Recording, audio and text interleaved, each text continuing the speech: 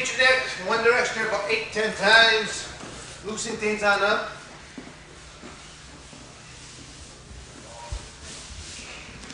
And come right back the opposite direction.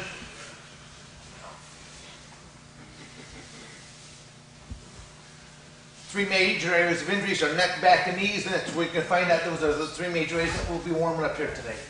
Loose hip, arms and shoulders. You're going to cross your arms, take it back the opposite direction, recross the other way, and back and forward, nice and loose. Cross and recross and back and forward, nice and loose. Watch the people next to you, don't bop anybody in the nose. They would not appreciate that. Cross and recross and back and forward. Cross and recross. Back and forward. One more time. Few windmills forward with your right arm.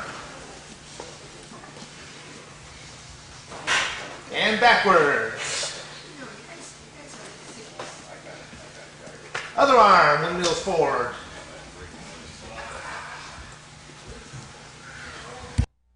And backwards.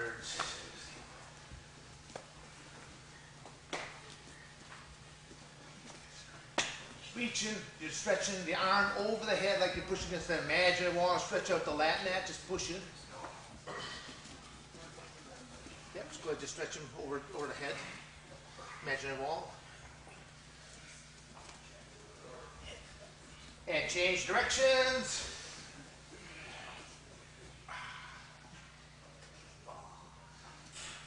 And change.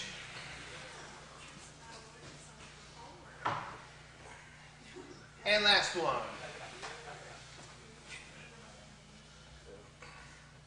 Just shake it out. Bring the arm right back up over the head. Grab the elbow, kind of pull it back. Just stretch it a little bit further. You know what your body's limitations are, so.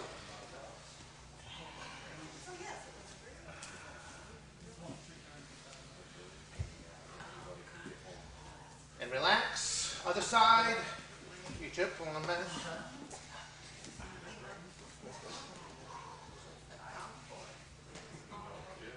Relax, repeat.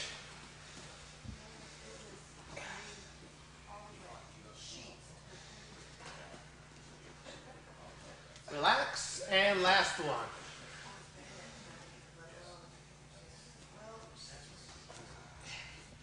And relax, shake it out. Bring down across the chest, reach underneath, pull across.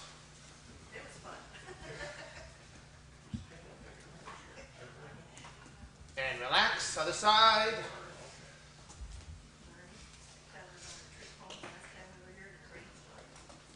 Relax, repeat. Relax, and last one. And relax. Trunk rotation, just rotating the hips around.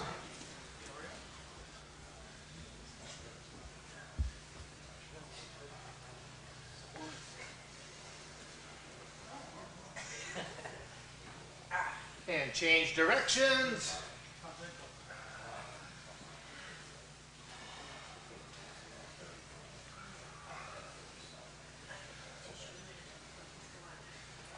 And knees. Just bring your feet together. Just make the circles with the knees.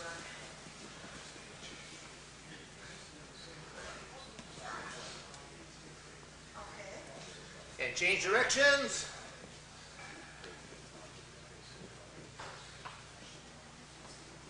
Couple times in and out. And out and in.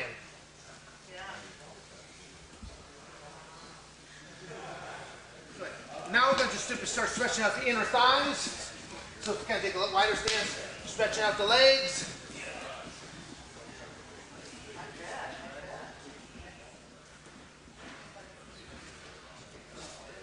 And change directions.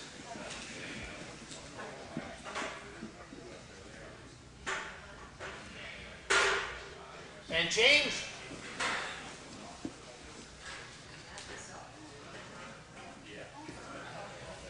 And change.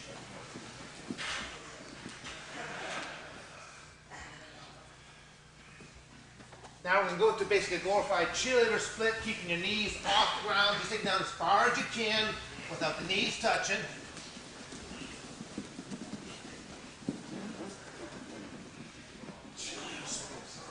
You guys have got some uncanny flexibility. That's others. You're more like me. You don't have much at all. Change directions.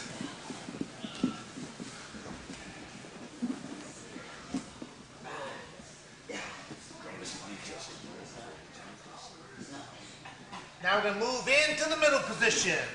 As you go into that middle position, kind of lower those elbows down towards the ground.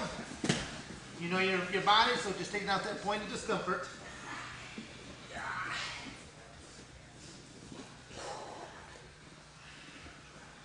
And go ahead and sit on down. Sit on down again. Some more guys can move forward. Keep on everyone right there. You're going to bring your knees into like a ball position. Rock back and forth a few times on the spinal column.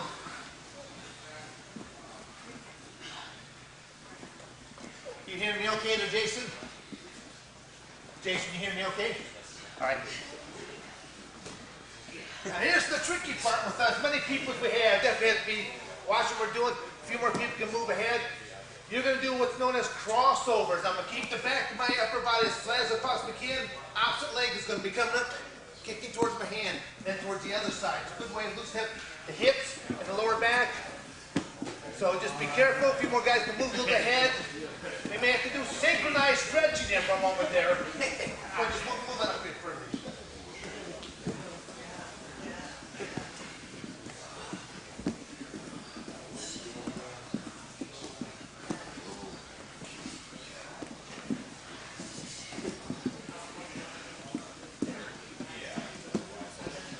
Okay, well laying on your back, are you good to listen? Wait, no.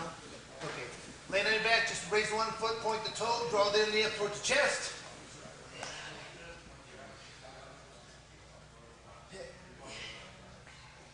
And switch.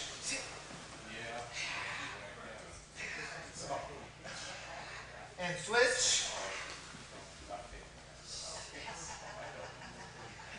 And last one. Sit on up. As you sit up, cross the legs. Opposite arm behind the legs, so you're pushing off your legs, stretch out again that lower back. Just rotate your upper body just opposite way. Keep your legs there, just twist your body the other way. Keep your legs there, twist your upper body the other way. There you go. See that way you're pushing me back, feet your leg down. Good. And switch. Yeah, just push your upper body the other way. There you go. Yeah, see it. Push off. And switch.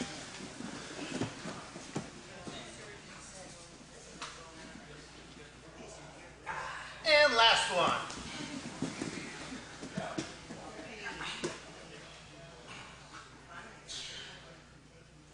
Excellent. Let's go into a butterfly stretch. Feet together. Bring your heels back into the trunk of your body. Go just flap your legs up and down, side to side. Again, loosen up those hip joints.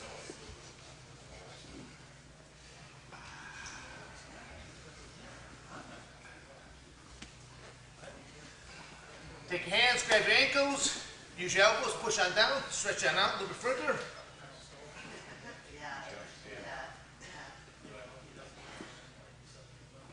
All right, just lay one leg straight, bring the leg across, loosen up the ankle.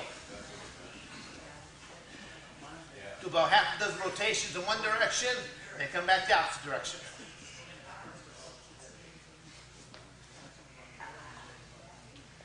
Okay, switch the other side.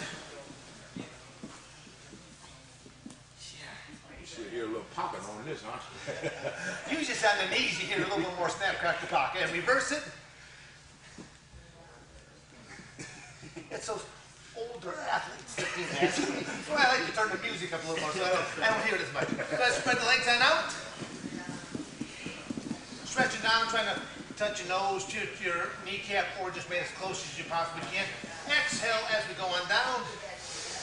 And down.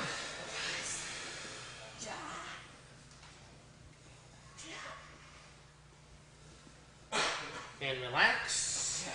To the other side. And down.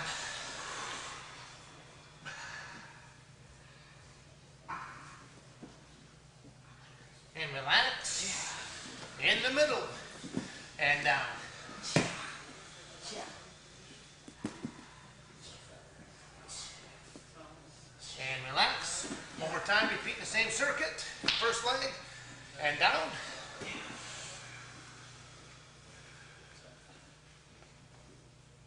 And relax. The other side, and down.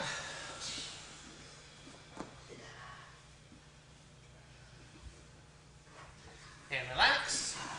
In the middle, and down.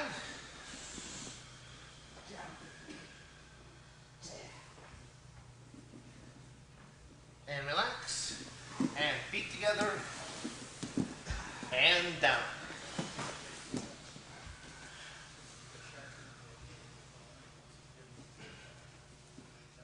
And relax. Last thing we're going to do again is for the neck region. We're going to do a bridging, this kind of a wrestler's type of bridge right now. Putting your head down, we're going to start off from a 5-point stance. Rotating your neck in circles towards the left, circling towards the right. Trying to touch back your head to your nose, to your ear. And as you feel comfortable, you can add more and more weight to it. And not certain what I mean by that. Simply by looking in here, I can go up into more and more of a tripod position, making circles with my head, changing directions, going ear to ear, back of the head, down to the nose. It's one of the best ways to develop your neck to help prevent chokes, cranks, things of that nature.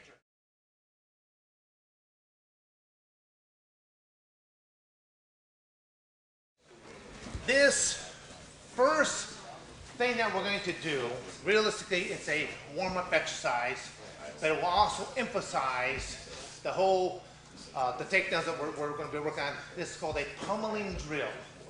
Pummeling is a Greco-Roman technique that teaches you how to get to the inside position. Because if I get to this man's core, I'm going to control him. So the way that this drill starts off is both people will start off in the overhook. We each have an overhook. My partner just has an overhook position. I've got an underhook. He's got an underhook. So we have exactly the same thing on both sides. It's always going to be the overhook hand that is moving to the inside position. So simultaneously, as I'm moving to the inside position, Jason moving to the inside position.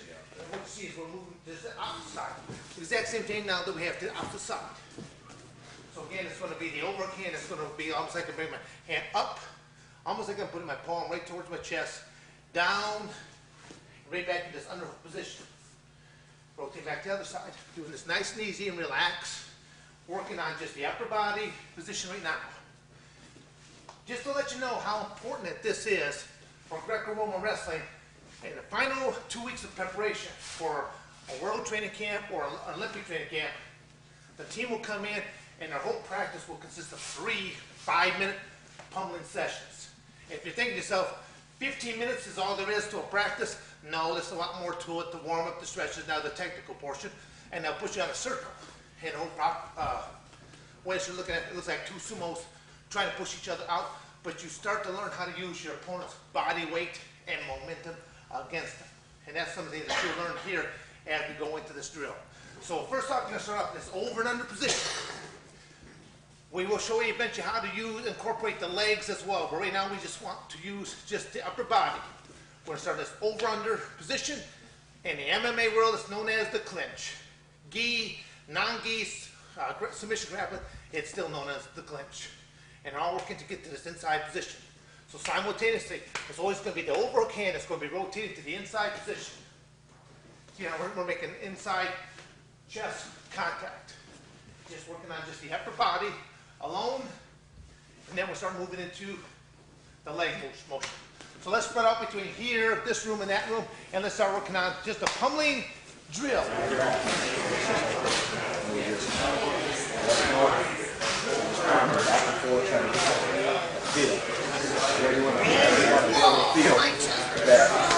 Leverage you're getting, okay? What you want to practice on is your leverage.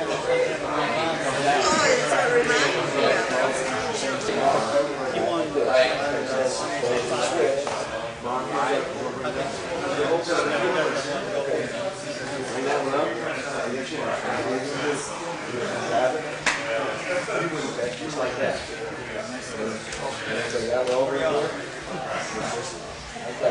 How many people, let me see a quick show of hands. How many people watch the show Ultimate Fighter? Quite a few people. Just last week, they were showing the pummeling position. They called it something else, okay? Because judo has different terminology versus jujitsu versus what wrestling calls it. It's the same thing. We just might call it different things. But they just showed it, and they're like, this is the clinch of this is the technique of the future. Because a lot of grapplers were having their way, because if we're at a space like this, and Jason, he's a Taekwondo guy, if he's got this space, he's going to work his magic, he's going to kick, punch, he's got that space. But if somehow I can get to this body, just moving in here, I've neutralized a lot of ability. Not all of it, but I've neutralized a lot of hands and kicking ranges that he can do. A lot of I travel quite a bit doing seminars for boxers, kickboxers, Muay Thai people. And they're like, we need to defend ourselves against you, the grappler. Because they know that I can shoot in on a single or double and not get hit on the way coming in and get to that body. I've neutralized most of what they're able to do to me. Now they're fighting from this clinch position, because when you look at two boxers, when they're out there, the referee always steps up in between and separates the two boxers, because they're not supposed to be fighting from this clinch position. This is not easy. I know it. It's not easy at all. All my guys that come to my training facility, this is actually part of our warm-up tour. I'll say after we get to a warm stretch, grab a partner, 50 pummels.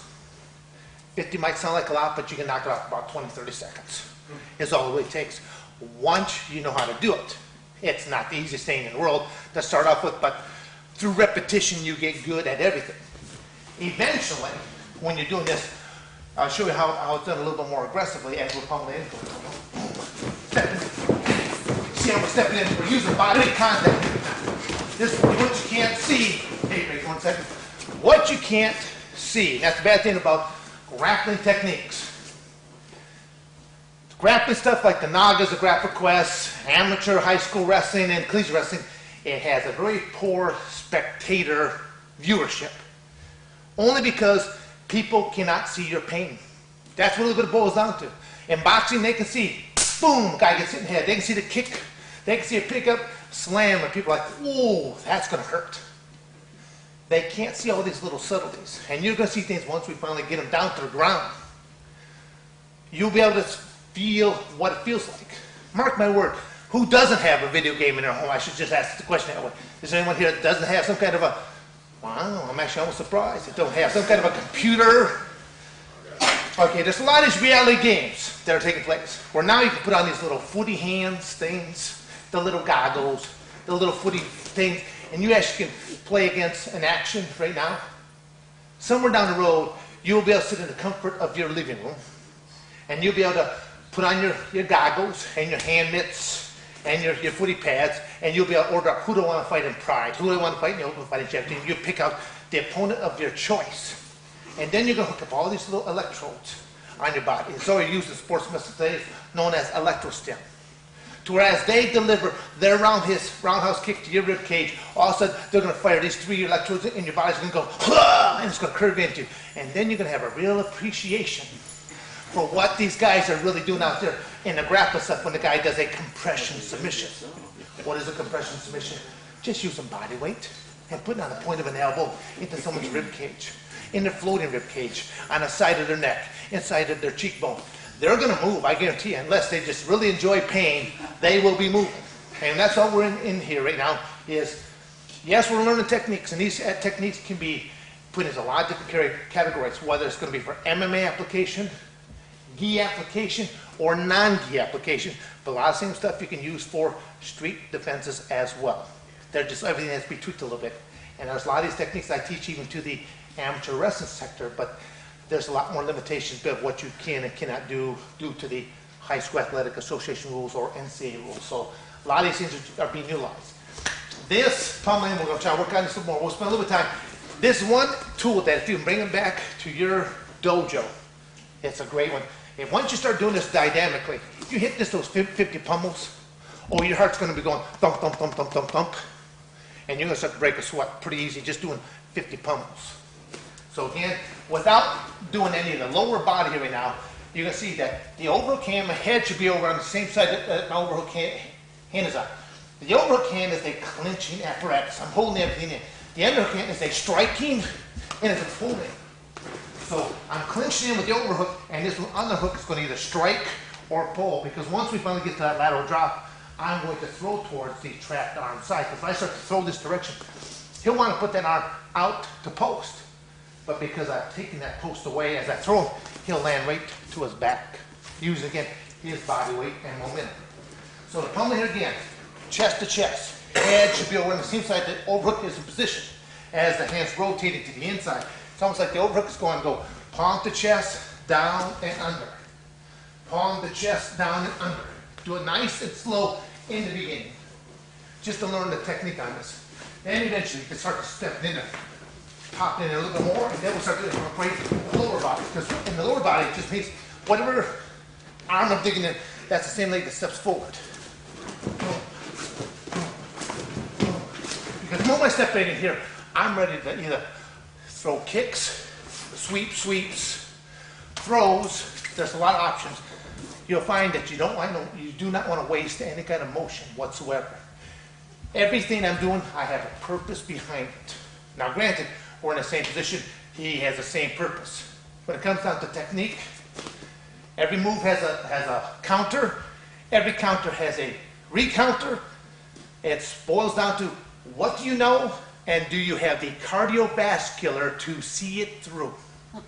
There's a lot of people that got great technique, but if you deplete their cardiovascular reserves, all that great technique just walks out the door with it. And then you've seen in the Ultimate Fighting Championship, you've seen people like Mark Coleman, who are a great wrestler, international great wrestler, oxygen depleted, and he's simply leaning forward like this on his hands, knees, going, I don't care, Maurice Smith kicked me right in the face, and Maurice Smith obliged him, you know, he just kicked him right to the face there. So let's go back and let's work on this pummeling technique.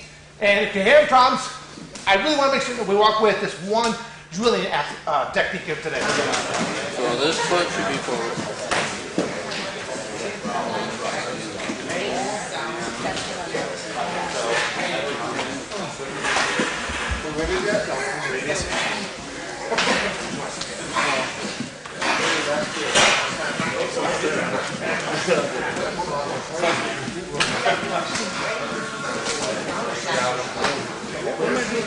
Put my hand on my chest. This one's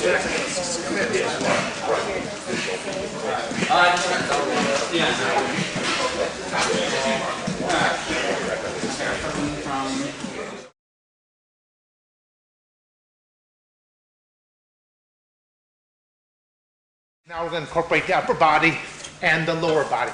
There's an abundance of techniques that can be utilized from this clinch position, irregardless of what sector it will be for.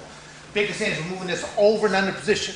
And realistically, we're going to try, as many of my guys are going to try to get with you guys as possible, because you need to feel these techniques to truly appreciate them.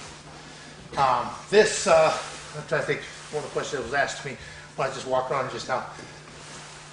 I started doing my mixed martial arts, or what was known as no holds barred, back in '94 when it first started up in the United States. At that point in time, there was only 2 rules in the Ultimate Fighting Championships. Do not bite your opponent. Do not poke them in the eyes. In the rules. So people are like, does that mean that you can? No biting, no eye gouging. Pretty much everything else was carte blanche. You could do it all. Until they saw, because a lot of martial artists at that time era, they had long tail. They'd have a rat tail or something like that hanging off a ponytail, something of that nature. Until they saw the first guy get that ponytail wrapped around his fist, and now they started going bang, bang, bang, because the guy couldn't get cut loose there because he had his ponytail wrapped around him. So people start thinking, you know, a crew cut is probably a pretty good thing to have. Then you start seeing all these sponsor companies that come in, you know, they got these different shaving your head companies, stuff like this. But you see a lot of guys now in the mixed martial arts, they have this really tight crop. Well, that's all gone now. You can't pull hair, you can't fish hook, you can't grab ears, you can't throat strike, knee to the groin, you can't stomp on feet, you can't hit to the kidney, you can't hit top of the head, back of the head, brainstem, spinal column. There's like 37 rules now. But as I say in the beginning, there's only 2 rules. Don't bite your opponent, don't poke them in the eyes. No weight classes, no time periods, bare knuckled.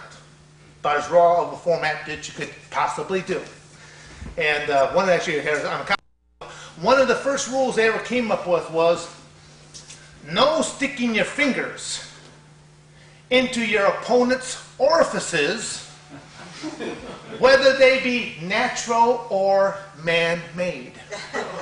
And people are like, well, what the heck do you mean by that? Well, I was cornering one of the fighters where this rule came from. He's a big Canadian guy, came in, he was doing his training here. He goes on out there, and as he's moving around, the guy headbutts him, splits his forehead open, but he still is able to grab him, hit him with the lateral drop him down, and he goes right into mount position and is trying to choke him. And as the split is open on up, all this blood's dripping down on top of this guy at the same time. Guy from underneath there still has the wherewithal to reach up into the wound and start to tear it open. So thus, the first rule to no holds barred was no sticking your fingers into your opponent's orifices, whether they be natural or man-made. Okay, it's been interesting how they've all come along because they just didn't know about this kind of stuff. So you get some of the interesting little tidbits behind it, and it was being done at that time, and I had to go to the hospital and have those stitches inside to pull the muscle back together, and then they do stitches to the outside. So, but that's the thing about competition. But again, the guy I was working with, we worked a lot about this clinch because I know that as a grappler can only shoot that many times onto an opponent's legs without that opponent finally becoming savvy enough to realize as he comes in, I'm going to greet him with a nice little knee or a shin kick or move off of him with a roundhouse kick to the head. Because as he moves in, until that knee ever touches the ground, he's fair game. If I actually went to shoot in on Jason, before my knee ever touches, he can deliver. Bam! He can hit me with that knee and knock me right on out. So a lot of wrestlers have to know about putting locking mechanisms, boom, right in here to at least block it, then move off into singles and double leg takedowns. So it's grappling, it's wrestling, but it's modified to fit that type of format. And then everything after that point was going to, if I did a shot and he delivers that bang and a hit, so move right back up, we're going to end up right back into these clinches and clinches right here. And this is now where knee strikes, foot sweeps, step into the outside, lateral drops, headlocks, body locks, arm throws, all this stuff starts to open up of what you can do. So I really want to emphasize this one drill that we can walk away with is this pummeling drill. A lot of guys don't understand what to do with the upper body. Overhand, my head should always be on the side. See, some of you guys, your head is on the outside, and you're going to feel like you're just in a real awkward position. You will be. Whatever is an overhand, my head should be on the opposite side, right on the overhand side. As I come with that inside position, my head moves up to the opposite side. Got the exact same thing here again. Pummeling again, boom. Now I'm going to start to incorporate, we've got the upper body going, I want to incorporate the lower body at the same time. So whatever hand is digging in, that same leg is going to be stepping inside. And I would say I'm splitting the body, stepping right into the crotch. Stepping in, split. Stepping in, split. And then start to make extra contact. Step in, boom, body weight. Pop, pop, pop, pop, pop, pop. Boom, boom, boom, boom, boom. This is a great warm-up exercise, but it will develop cardiovascular endurance and will develop sport-specific muscular endurance as well. So let's get back to the partner. Go through slowly and make certain that we incorporate the legs now. Then we're going to start moving to actual technique after this. So spell the time. If you're still having problems, wave your hand. One of our guys will get around to help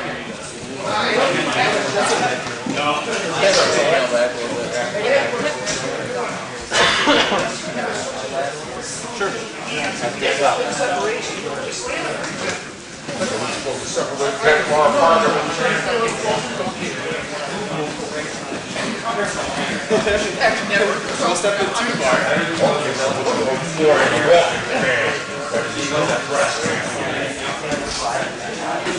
Yeah, I'm what he was talking about earlier. There's still a few groups that are struggling with the pummeling technique. Rotate to a new group. Split two guys up there. Good. If you come down with the same training partner, grab someone that you've never worked with before. I like to show techniques and let you know that this is a general way of doing things. You are going to have to modify each technique based upon your opponent's size and ability. I do a lot of amateur wrestling camps and clinics and mixed martial arts and whole 9 yards. Everyone wants to see that technique where you reach in your pocket and go, ta-da, I win. There are no ta-das, okay? I hate to break anyone's heart here this morning, there are no ta-das. You are going to find out that everybody that you work with, you got to modify these techniques just a little bit, whether it be based on height, weight, flexibility issues, strength issues. It all modifies to a certain extent. I show chokeholds. Well, I got a guy that shows up here about every 2.5 to 3 months. He's down to 350 pounds. Let me repeat that. He's down to 350 pounds. Now, at 350 pounds, oh, he's ripped and he's shredded. He's got abs. Now, granted, you can't buy his vitamins at the local GNC nutrition store. Wink, wink, wink, okay? And he doesn't have a neck. He has a dome that blends into shoulders. And he laughs if anyone attempts of choking him because there is no neck to go over. It's just this trunk that goes into it. But there's things you can do to him still. But you have to modify differently because we're all created differently. I hate to say that, you know. I know there's this equal opportunity. Well, this is not an equal opportunity right now. You'll find out that you have to do things differently based on body type. Injuries are going to take into factor. Flexibility, all that stuff will come into factor. I said, so if you get a chance when we get out here, grab a different partner. Grab something a little bit different shape, size, stuff like this. As I went through here between the two couple rooms here right now, I see guys are starting to huff and puff. You're understanding this whole concept. As you're doing this, as I made a comment earlier, it will develop cardiovascular endurance, sport specific. And you're also developing muscular endurance, sport specific. I can go in a gym and I lift all the weights I want. I can go out and run all I want. But until I have a tiger on the tail, by the tail out on the mat, now you are doing things very specific. One of the things I've shared with a couple of the groups right now, when I'm humbling in, as I move this hand, the overhand is going to be moved to this inside position. What I've shared with some group is actually I lift this guy because if he stays in tight, it's going to be hard for me to stick this hand in through here. If he's tight. But what I'm doing is I'm actually lifting him up and over. I'm actually off balance, so I'm lifting him up to one side. So now it's going to be easier. So pummel in, boom, lift to that side. Now I'm lifting up in here. Boom. And actually, people feel how I'm actually pummeling it, and then literally I'm pulling his hands right into position. Now, if I hit this for a good 50 pummels, it's almost like, I'm thinking of his arms and his body weight. It's almost like I went into that gym right there, and I grabbed myself a couple 30, 45-pound dumbbells, and I'm just doing front lateral raises. It's going to develop the shoulders, it's going to develop the lats, it's going to develop the traps. Same thing that's going to be happening here as we're pummeling. We're moving the palm. This kind of. You see how we're stepping in. You know, as that stepping in motion takes place, there's a lot of options that I'll get with. So let's grab one more partner, a different size. Let's help a neighbor out here just a little bit. Let's spend about another minute on this. Then we'll go into our first takedown. Okay, just look in here one more time, folks. Look in here. We're going to, I just want to show you a couple people doing this again. Got this is Rich and I again stepping in. Let's make sure that arm is stepped in. Stepping in. Now be down, Rich. Take me backward, Rich. Okay. Just by doing that tumbling right there,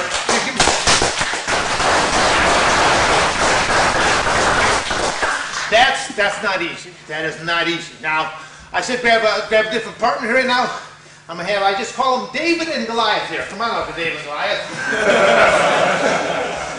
A couple of guys already found out real quick what you can do with these shoulders and stuff like this. Come on there, guys, show them how you do that tumbling here real quick. Stepping in, still doing exactly the same motion right now. Perfect stepping, tumbling, step to the inside position. Give me a hand, guys.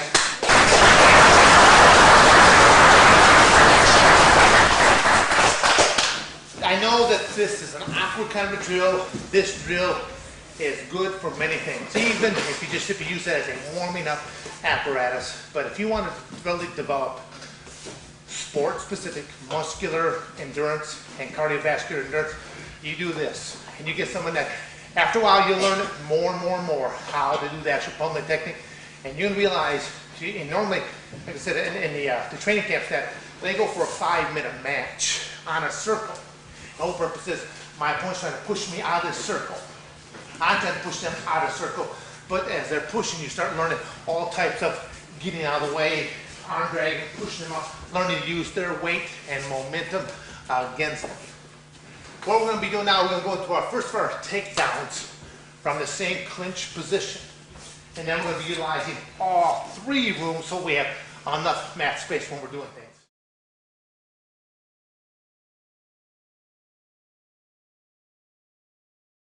First thing that we're going to go over is this pummeling position. So he's a pummel back and forth, pummel, pummel, pummel, freeze. I've been doing the stepping motion stuff like this. All we're going to do is, just when you get to your partner, have him freeze, and what I want to look at is my legs stepping nice and deep, overhook, underhook. All I'm going to do is, we're equal here right now. I want to be equal to my opponent. As my head that's in tight here, as it slides on down, his arm will kind of come off the lat just that little bit. It's going to, and what I'm going to do is I'm going to trap his arm to his body by driving in. What you can see is as I drop it down here, I'm actually moving in. I'm doing what's known as a double leg takedown from a clinch position. You pummeled in, boom, boom, freeze. I'm in stepping motion right now, so all I'm going to do is I'm dropping my legs down. You see as I drop down, I actually go a little bit deeper, and it's what's known as a penetration step, driving it deep in this direction. As my head slides down the head, I'm trapping my head right in nice and tight to his body, to his rib cage. And my hands are attacking somewhere at right around this knee joints. Now what I'm going to do is I'm simply going to drive in all the way down to the ground. What we do is, and you've seen this with what Steve did here automatically, is we like to do an offensive technique and a defensive technique. As I shoot in, I'm taking him down to the ground, but you saw how quickly Steve clinched me because he knows that if I should hit him, and I can double kick, just relax. If he just relax, also I'm going to go down with elbows, strikes, hammers, whatever I want to. So the moment that I was actually getting down, he clinched me right in a position to where now I still have things I can do, yes. But the reality is, no matter what, if you're on top, he cannot shut down everything that I can do, and vice versa. I can't shut down everything he can do, but I will limit his options. He come right back up to the feet.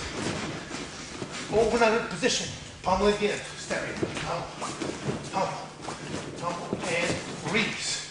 I'm here, as I lower, see I get a little bit deeper, my head slides right on down his arm, I'm bringing it right in tight to his body. Hands are attacking at the knee joints, I'm just going to drive directly into him. I'm using the biggest muscles of my body, the legs. So as I explode forward, hands are going to be pulling in, or they'll simply hold because there's no way that my arms will be able to beat another man's legs. They just become holding apparatuses. What's going to beat him is the fact that I'm simply driving everything in as we go down to the ground. So what I want your partner to be doing is, as you pull down, we're going to end up in what is known as the guard position. Open guard is when the legs are open. Closed guard is when the legs wrap around and they're locked. I'm going to hold time. Pummel, pummel, freeze. Right from this position, I'm simply the same side that I had the overcut on. I'm simply dropping my body weight down. So it helps slide this arm off my lat. Drop it down as the hands attack at the knee joint. Then I'm simply exploding in a horizontal plane. Boom. Dropping right on down. So now we want to definitely shift to all 3 rooms. Do it nice and slow. Be aware of where your group surrounds you.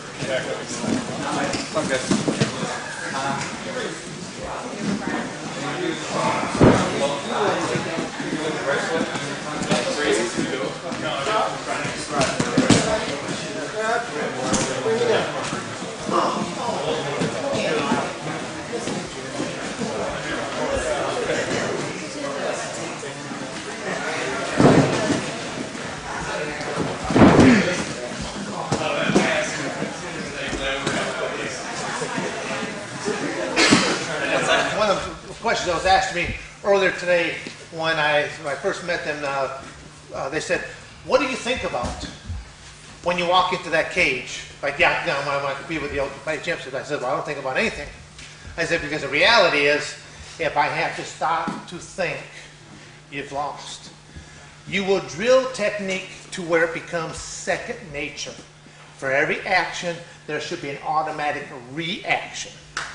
I work with law enforcement, for example, and one of the injustices to law enforcement is they will qualify with their handgun 3 or 4 times a year, but only once a year will they actually do any what's known as defensive tactics. But in that one day, they have to go over how do they use their baton, how do they do their handcuffing procedures.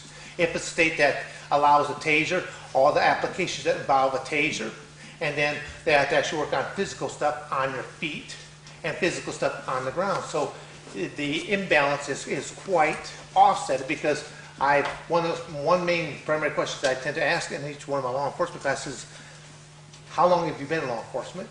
And then, how often have you drawn your weapon? Now again, depending on the region, inner city guys, definitely more than what people out in the more rural type settings. But they would simply tell me that the equation is way out of whack, where they still, even in the inner city, they don't draw their weapon that often. But they will have to lay hands upon someone almost on a daily basis, multiple times a day, and the equation is out of whack as to how much experience they have in one as opposed to another. So this gives you an idea to where I'm going to try to keep coming back to this pummeling. So we keep emphasizing the pummeling technique, and every now and then switch to another partner. Because if you're struggling with the person that you're with, go to someone else that knows a little bit, that looks like they're doing a better job. Get with them. You know, if you train with someone and you brought the same partner here, train with somebody else. Get used to work with different body. When you go back to your training facility, you'll have that same person there. So this is an opportunity to get with someone from a whole different disciplinary now, and to where you both are trying this out for the first time new. Going right back into this is over and under position.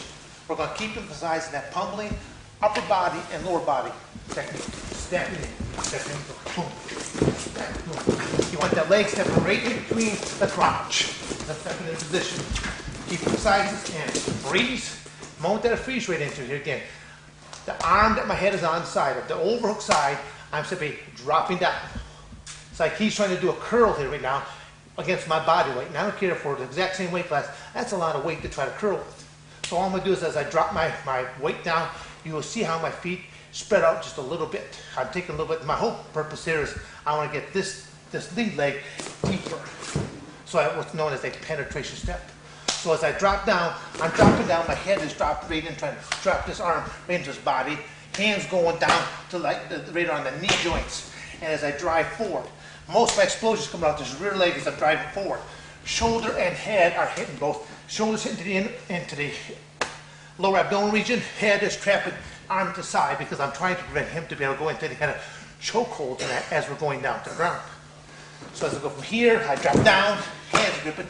I'm pulling in with the arms, and I'm driving with the legs. I know that I can't just pull his legs right on in because most people aren't going to possess that kind of power.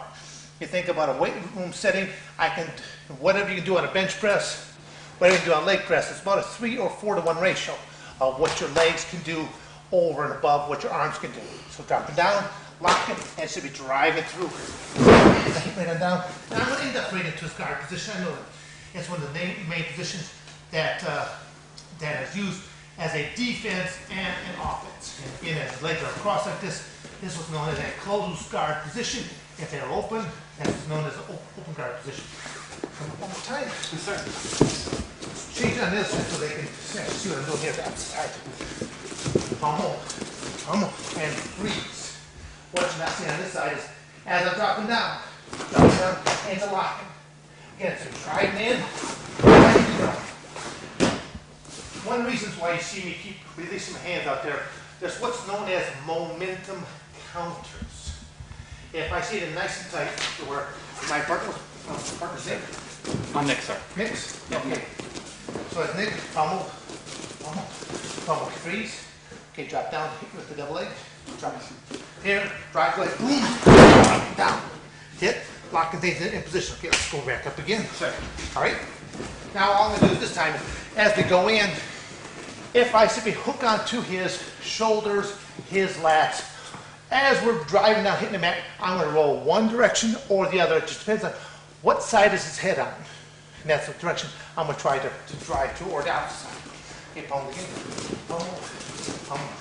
What side do I do? Either frame. This left side's fine. Okay, all right, steps in position, okay, steps down, drives in, go ahead, drives in.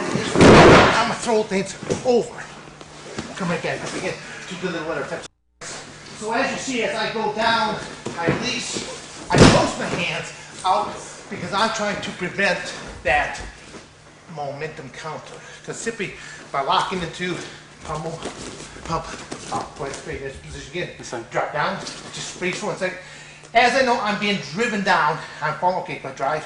As I hit, pull an arm in, I'm throwing everything in over. Then again, whether I go into cranks, strike options, smashes, there's a lot of things I can do, but it's all because I was able to keep his arms in nice and tight. But they span out, and he's got a nice post.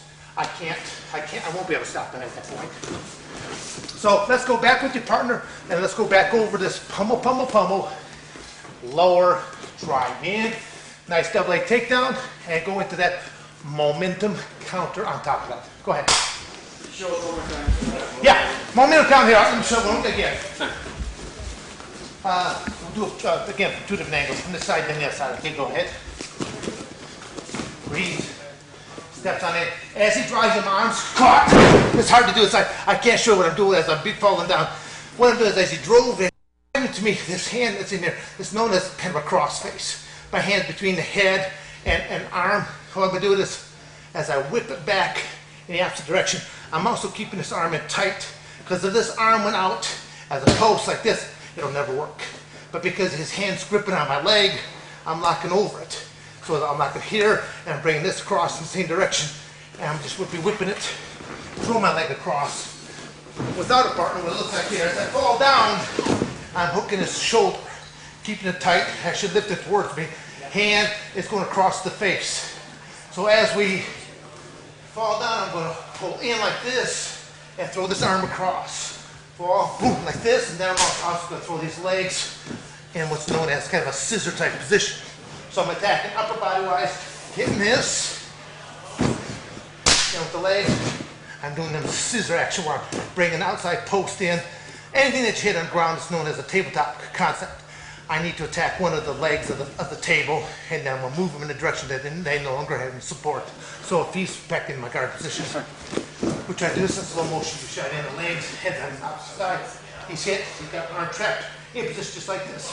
So as I'm falling down, I'm just hooking on this arm, whether we shallow, deep, just depends on what you do. So as I fall backwards, I'm pulling in, I'm throwing the legs over. Is one thing I'm doing, that little scissor action.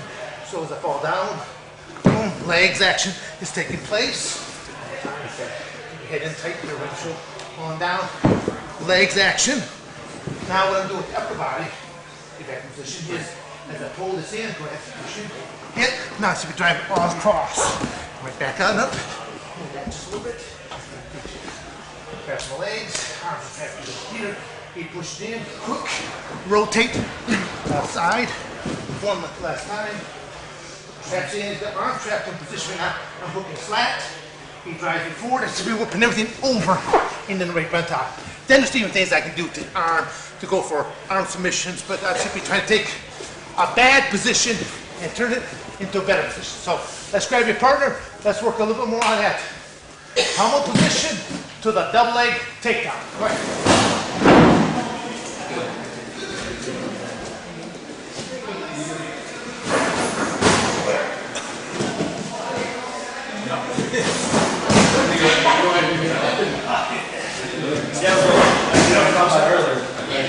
That's what we were talking about earlier.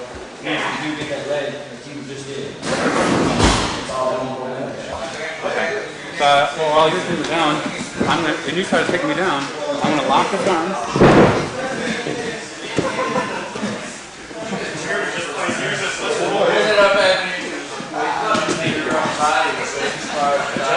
Yeah. We're trying to figure out some.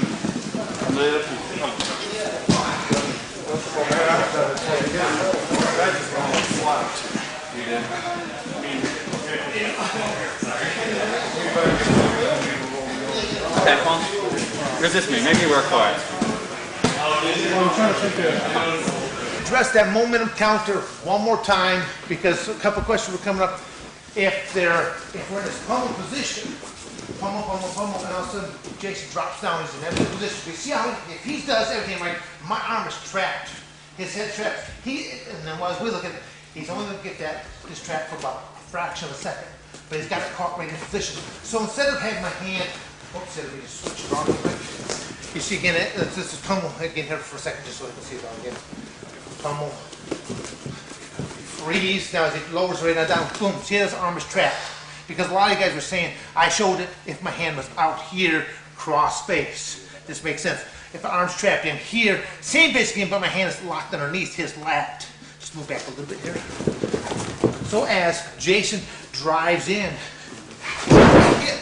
I'm still underneath here. This is an overhook on the other side. So as I'm pulling it in towards his body, this is coming up over this arcing direction. So I'm doing scissors with my hands. I'm doing the scissors with my arms. I'm also going to do scissors with my legs. So as I'm moving here, boom, boom, boom, right back up on top. The hard part is when you do this slow motion, it feels like a lot of work. If you do it nice and slow, you'll feel it all. Let's do it from this side here a couple times, then from the other side. So pummel, boom, boom, and freeze. Jason drops it down. He hits me, boom, momentum counters, and then bring it on top. Again, while I go into working this arm, strikes, a lot of options. You can start rolling with it, start throwing. You notice I do a lot of arm bars right there. That's what Steve's lat rubber, you know. We're all limited by flexibility. Well, all my guys know that Dan is not so flexible. I'll have all these other guys super so come in here, pulling nice and tight, throwing the leg out and over, and then drop right back to arm bars. If like this, me, it's not going to happen. You know, I'm going to have to need something that's very, very feeble and very, very flexible to make it work. Now from this side, pummel, pummel, pummel, and freeze.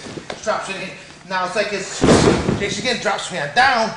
You're seeing underhook is still over here. It's trapped underneath the body. Overhook, I'm hooking over this arm. So I'm still going to be scissoring on action in the same direction. And I'm still hitting the legs as it's driving across. Still coming right back up. Back up again. Now I'm going to do it just 2 more times, one from each side, so you see in regular, kind of still slow motion fashion. Pummel, boom, boom, and freeze, drops, hit, drive, down, ends up right up into mount positions, means I'm sitting on top of my opponent while I'm sitting on their belly, sitting on their chest. One more for the other direction. Freeze, drops, hits, drives, right back up, mount position. So grab your partners again. Let's spend a little bit of time on this. Understand how we're defending that double leg takedown. We gave you a tool offensively now. Let's give you the tool defensively.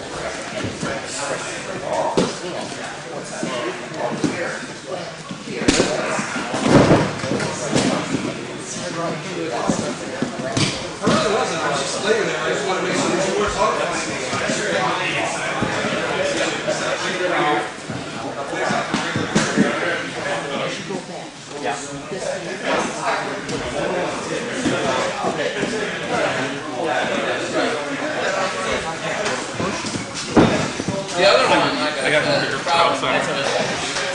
well, yeah, you know, somebody got to get the hand out on the way down.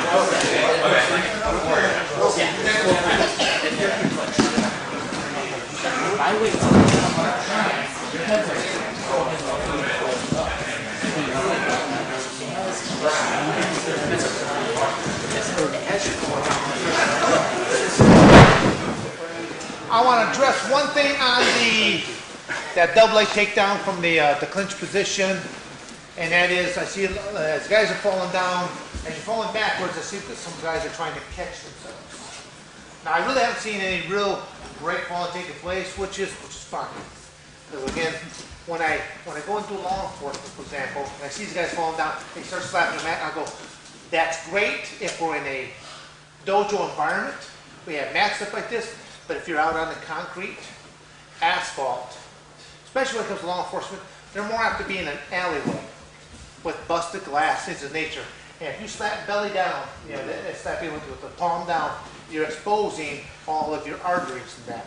And actually, it's still the same ligaments that pulls triggers. It's the same direction. So you can hit the back of your hand And if you get cuts here, you're still gonna function. You're gonna bleed. You're not gonna bleed out if you get hit on the inside, the belly, up and down. So as you're falling down, try not to get into the habit of posting the palm, posting the elbow, because it'll put a lot of trauma onto an elbow joint. It'll put a lot of trauma onto the knee joint. I mean, I'm falling down backwards. I'm going to be aware of my head hitting, because as Steve hits me on this pummel drill, steps in, I fall backwards. I'm just bringing chin to chest. Is all I'm doing. Just chin to chest, so I know the back of my head is not going to hit. Step in, kick it down, boom. I hit. I'm just dropping it in position again. However, my hands lock, because a lot of guys are asking me, well, can my hands, are they okay if they're both under? Yes. Are they okay if they're both over? Yes. Any combination there is, because I don't know what my opponent's going to do to me. So as long as I can grab something to keep him in tight, I'm going to minimize a lot that he can do to me on the ground. I'm not going to stop at all.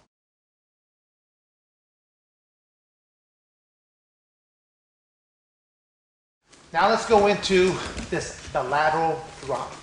Is the one throw that is going to open up 3 different positions. And out of those 3 different positions, and unlimited ways of finishing your opponent off.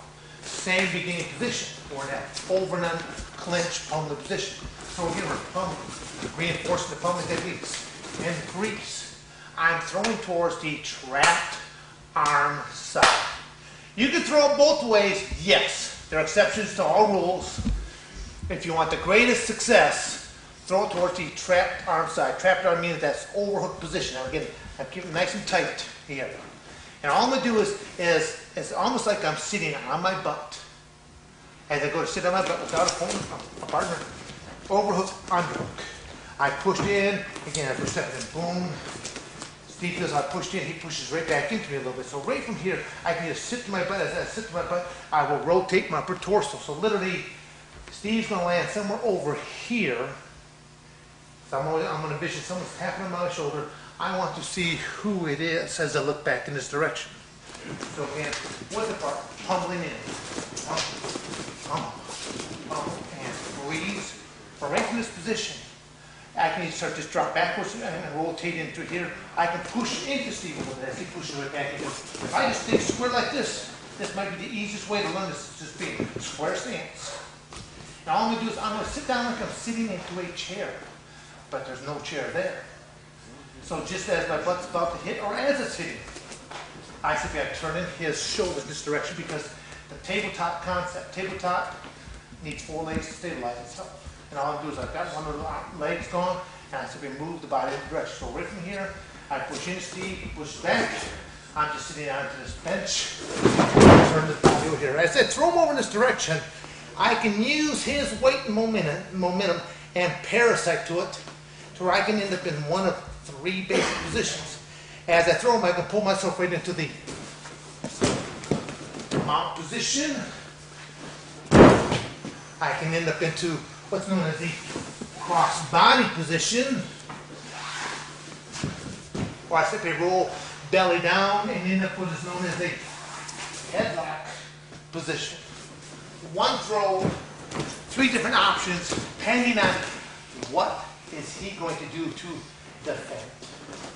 And again, body types change a little bit. So again, pummel, and freeze. What you don't see, but I feel Steve doing, the hand is around my body. This hand, if Steve was to throw me, as I'm locking in this position, this hand, the hand that's trapped, I keep my hand right around his waist.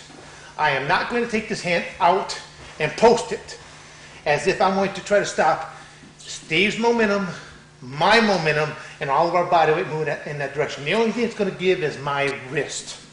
So I just hold on there, and I'm just going for the ride. You ready there, Steve? Take me on over. Boom. Drop to me in position, nice headlock position now. Thank you. All right, go back to the other side.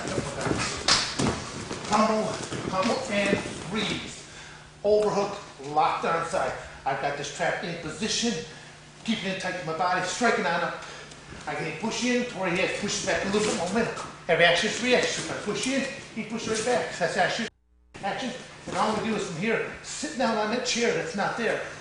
As I sit down, turn the upper torso. Boom, down. Again, I can go to this nice headlock position, cross body position, or pulling out, and then up into a mount position. One more time from a different angle, Steve. Go on this side. Right, pummel, boom, boom, and freeze. Push in, push back, sit on down, turn. Let's go in this direction here again.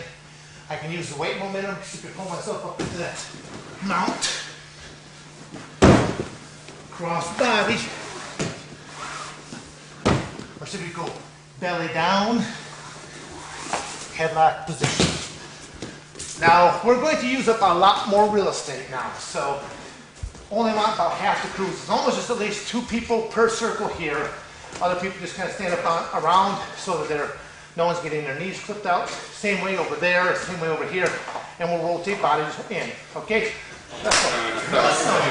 It works both ways. I mean, it's, And I'm gonna do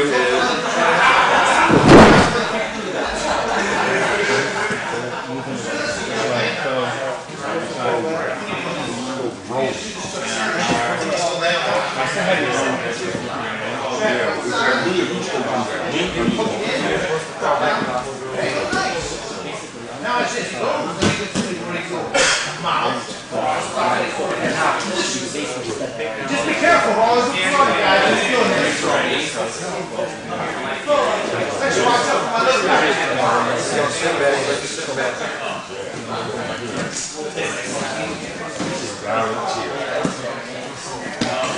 I told you to the wrong side.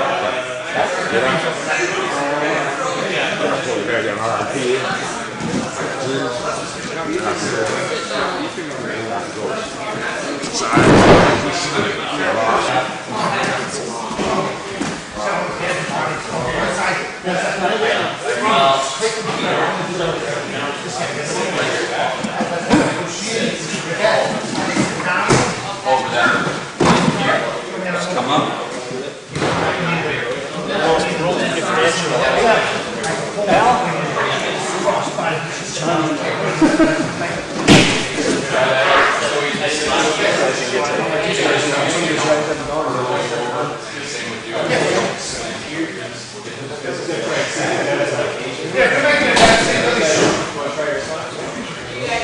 Guys, come back here and just watch it again.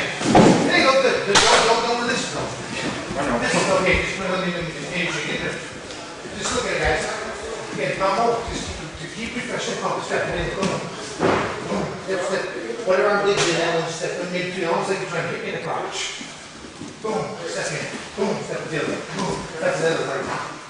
There you go, there you go. Now you got it. And freeze. Because right in here, he's hitting me with good force. You see, I'm not able to change. All we do is I drop to my butt. The drop to my butt, I have to turn the torso. I go down. While I'm down, turn it. Throw him way over here. Because he's pushing, I'm just re-diverting his weight momentum off the side. Turning his upper torso towards the fat outside. Now, right from here, I can actually rotate belly down into the nice position here. I can put myself into cross body position. Right, that big screw right here. Pull on up. Pull to the down position. You see where we use it, pull on more real estate. So again, big ski is go right back to that same bump. Funnel in. And freeze. Drop down side. All I'm doing is I'm sitting down on a chair that's not big. Come forward to my butt. Now turning at the torso, just release. Back up. So all you're not seeing is overhook, underhook. As I fall down, boom, boom, I'm down. And I get the drill, just with this movement here, simply move up and forward. Simply, like shadow boxing, I'm shadow grabber. Pummel, freeze. All I'm going to do here at this point down is drop to my butt. And if I'm throwing towards my left side, I will hit my butt, roll into my left cheek, to my right shoulder. So as I fall down, I hit butt. I hit my left side, I hit my right shoulder as I roll. And go back up. Just do that all the time without a partner. Just get used to. A lot of people have a fear of people falling backwards because they think, gee, that looks like something that hurts. Go ahead. Just do that little drill alone. All right, practicing doing singles, doubles, things of that nature. So all I'll look at is, let me go up here so you can see it. So if I pummel in, stepping in, pummel with his arm. Pummel in, pummel in, pummel in. Freeze. Because I want to throw towards this trapped arm side. This arm's trapped, this underhook. I can strike him this way more. Overhook, underhook. Just push it just a little bit, he'll push it back. All I'm doing is I'm sitting on my butt. So I'm getting used to falling back as I sit down, hit. As I hit, I'm turning towards my trapped arm side. Left cheek, left shoulder, hit, turn, belly down position. Come right back up. Pummel, pummel, freeze. Hit, turn. That's all I'm doing. I throw it to the other side. Freeze. Falling back here. Hit, turn in this direction. Back the other direction. Step in, hook. As I fall back, I'm hitting, and then I should be turning towards that trap arm side. Because this arm he really wants to put out as a post. But because this overhook is pulled in, and I'm driving everything off this, it comes right across. So once again, just without a partner, getting used to overhook, underhook, push in as they push right back, fall into the butt, and turn in there. Just do that without a partner a few times. Yeah, help me when you want to go right back to the live body. Go ahead. Trapped arm, exactly. Shadow boxing, shadow bubble, shadow wrestling, do it. Your imagination is what you think about. Locked in position. So I'm pushing just a little, they're pushing back. All I'm doing is I'm going to sit down. There's not, I don't have anything to sit down, so I'm going to fall away from my body. So as I'm here, hey, hold on the bag. Hold on the bag for a second. Yeah, thank you. So as I go in here, as I'm sitting down, hitting, I'm going to turn everything to the side. So as I go from here, pummel in position. As I fall back, as I hit my butt, as I hit, I push off this leg. I'm turning the upper torso in as I turn, so that helps whether I end up in this nice mount, or I can cross body, or I should be turned belly down and into a nice headlock position. Depending again how is he defending. Get used to it. Over and under position, dropping down the boom and turning those hips. Sorry, I did that sloppily, so I'm working up this way down. Go ahead, guys.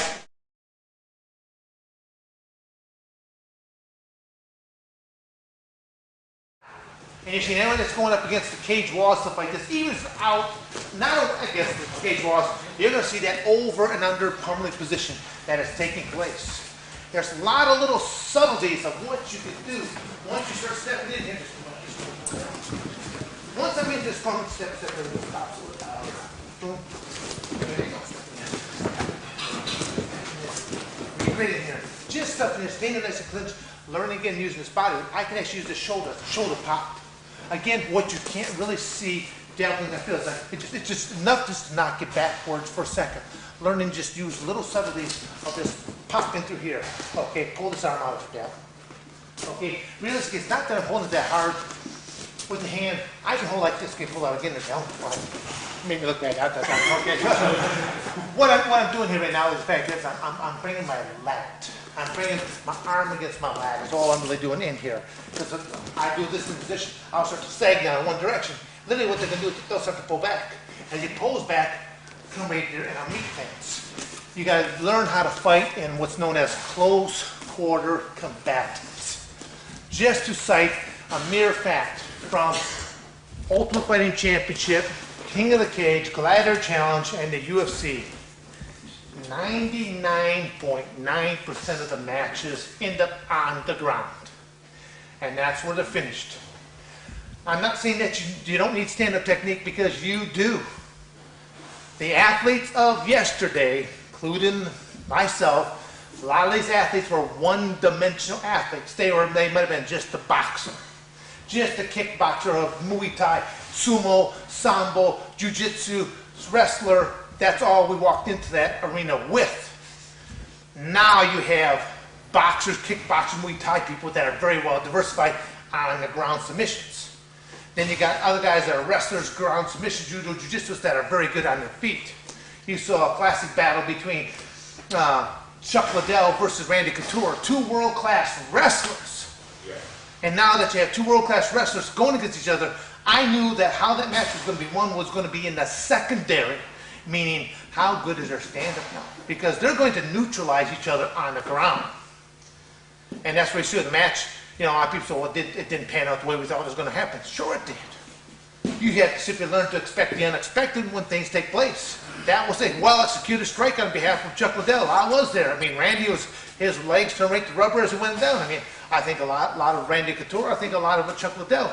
But I simply knew that that match was not going to be won via grappling. It was going to be won on all these secondaries. How much damage can I land on this guy before he gets to my body? Because once he gets to my body, I know I'm not going to be able to tee off the same way. All these strikes that you're delivering, if I throw in any kind of thrust kicks or roundhouse kicks, I've got weight and momentum behind me.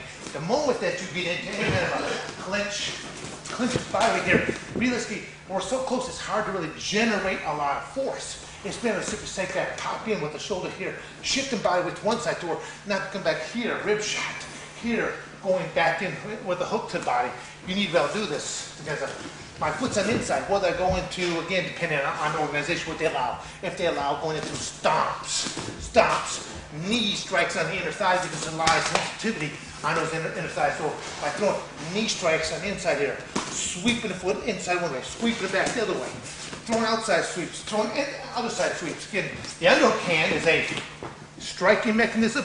It's also a pulling mechanism. So the hook in here, this I'll go, boom, I strike one way, boom, I pull back the other way. The moment I feel resistance one direction, I can pull right back the other way because for every action that I do, there's a normal reaction. Going back into that, the pommel position, lateral drop. Pommel in position again, step in, boom, and freeze. Hook right here, the moment I push in, you know, I'm showing you a couple different ways. The more I push in here, realistically, the easiest way to teach it is same 2-foot square stance, sitting on down, hit, and turning. I've got a good side to the left, so I hit my left cheek, left shoulder, simply turn as I drive off the opposite leg is what you find out. You drive off more than anything as I turn and rotate to a belly down position or into cross body position. You can learn to throw a bigger guy by using more and more of your legs. As I said earlier, what are the biggest muscles? The leg muscles. We're pulling in, pummel, and freeze. And that's to be dropped right up down. Drive.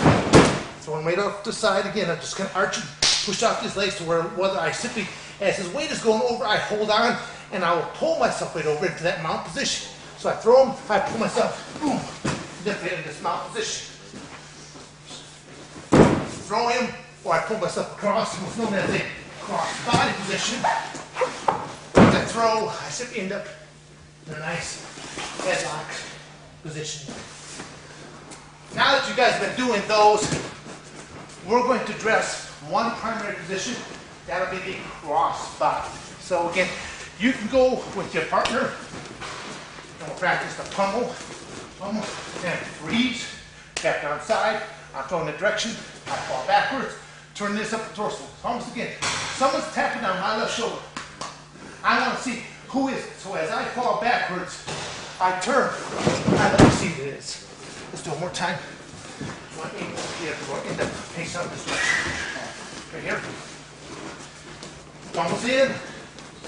As I drop on down, turn, hit. As I turn across like this, I continue to turn belly down, hit like this. I'm going to show you before even going into the cross body, one of the quickest submissions. I still have this overhook hand trapped. I'm going to drop my inside ear. So if I threw to the left, it'll be my right ear. I'm actually just laying my head right on top of Dean's chest. Almost like I'm cuddling up to him. Getting him the warm and fuzzies right now. I drop my head right in position. Oh, okay. You know, love hurts. Heard that expression, love hurts. We're going to induce a little hurt here right now. So to drop my head down in position, this inside head, arm reaches up, hooks the shoulder, locks it and down. Hand reaches up here. All I do is I grip the top of the head. Dean, tap on me as you feel pain. As I hook this. Okay. Tap on me a little sooner then, because I've got to tip like this a lot. Okay. He will. Again, as you throw, lateral drops was thrown. So it's going to be this hand that what's going to do is just replace it. I'm sliding up underneath there, rehooking his shoulder. So this head is free. I want to make sure my ear drops straight on down because now I know the top of my head is right on the jaw line. This is basically is called a jawbreaker from a side mount position is what it is. So lateral drop, just come right back up again. Come on, let's angle. Vamos, and freeze, drop down, rolls up to the side. All I'm doing is I simply roll down, right down. You see how I just drop my head. Almost like I'm headbutting with the side of my head. Dropping it down, arm moves right on it, hooks the shoulder. As I hook the shoulder, hand goes up, cupping the head, not underneath it, because otherwise his head rests upon my arm. I want to always take a toll on him.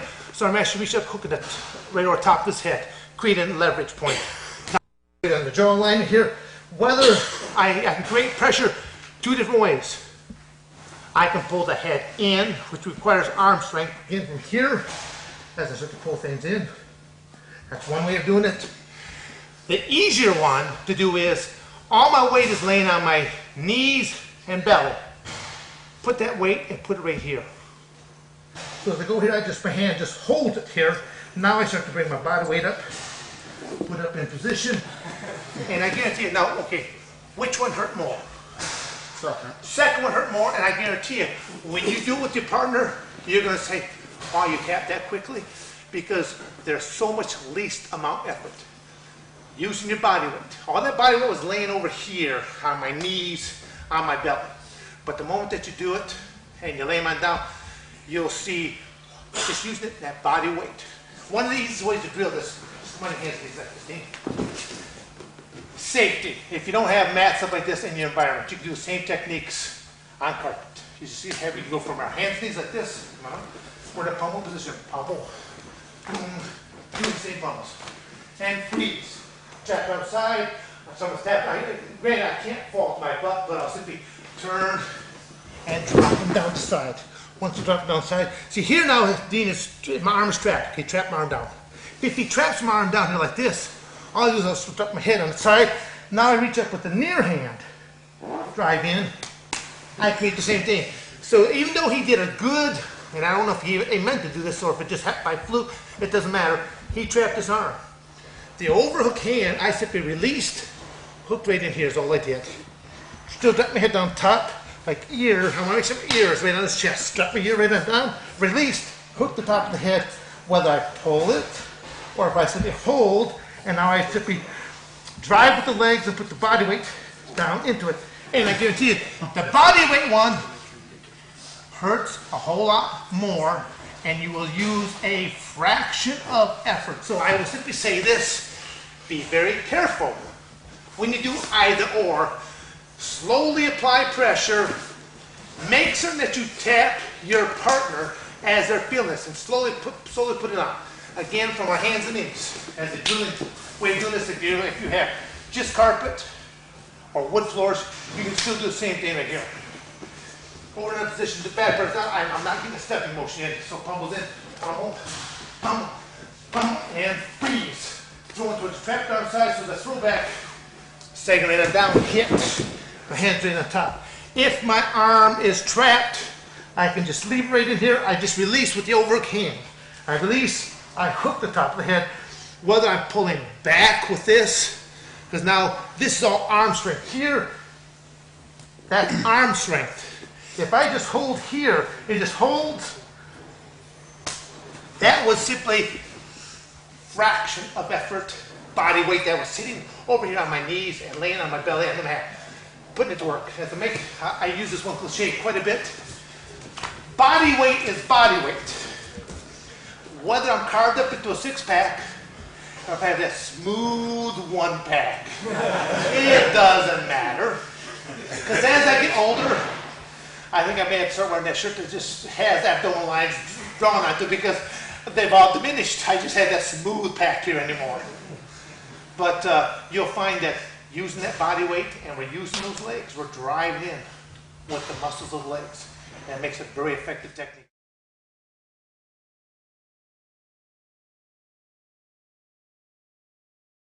technique. So this is known as a jawbreaker technique from a cross body. Well, we do it on our feet, pommel, boom, boom, and freeze.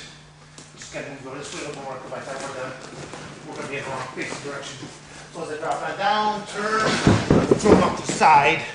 If my hand is out, okay, my hand is out of this position, this hand simply reaches underneath and it's replacing the other one. If you can't see what's happening, I'm reaching all the way under, I'm hooking the shoulder, so as I release this, now I'm hooking the head. So that's what you're seeing here, is I'm hooking here, now I'm hooking up on top of the head. So I threw them, released, hook, drop the top head while I pull the arm in, or simply hold and drive with body weight. But if my arm is trapped in position, all I do is I simply keep the hand as the overhook, still keep the ear down to the chest, hook the top of the head, whether I pull in with the arm here again, or simply drive body weight into it. Go slowly do this, whether you do it from a standing position, or if you want to practice it safely from the knees itself. Same thing, pummel, lateral drop, down, hook, drive into it. Okay, go ahead, thank you.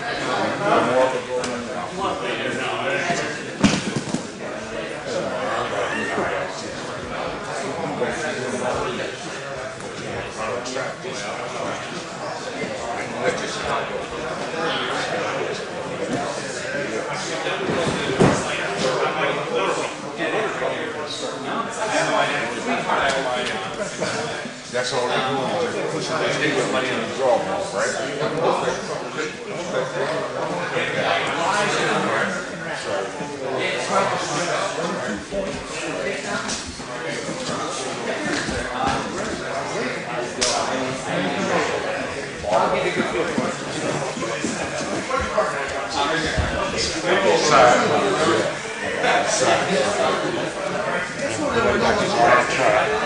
Up here, that position.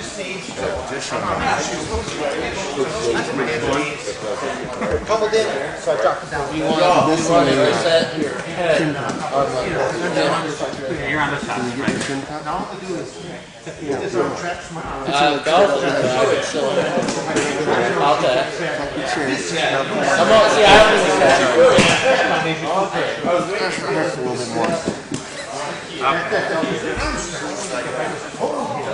All my weight is on my belly and my knees. All I do is I'm transfer the body right here.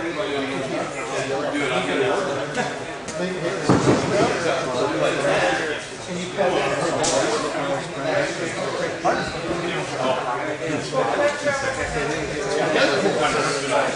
here.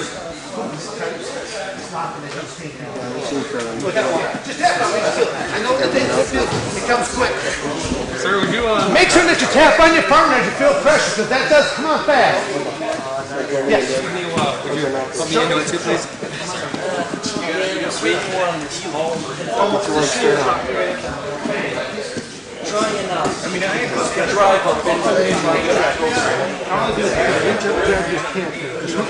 Okay, I'm going to use arm strength. So use arm strength.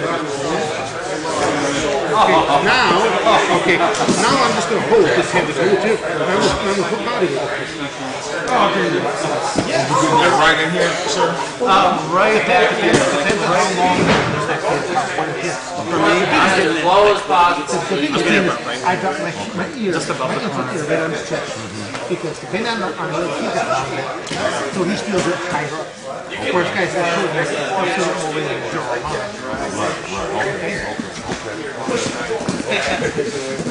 Thank you, sir.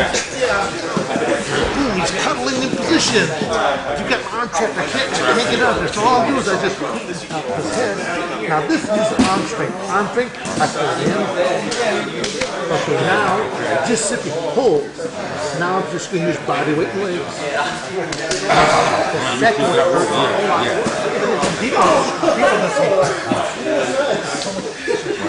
Wow. Exactly, but your jaw's not meant to go sideways. I bet it's not hinge up and down. laying down. Boom, there's a heat here. Boom, just so I just wrap my head in on his chest. Ear down. Get the head. Arm straight. This is my leg. See what's this is. It just hurts. You're gonna put your ear on the other side, right? Okay. Over on this side. Yep. His hand comes up. Hooks it up. Just like this. Not easy. Hooks it like that here. Your ear stays right here. The more you hook it, you pull it in. Now there's his body weight. Chest down. Just dry down. I don't need you.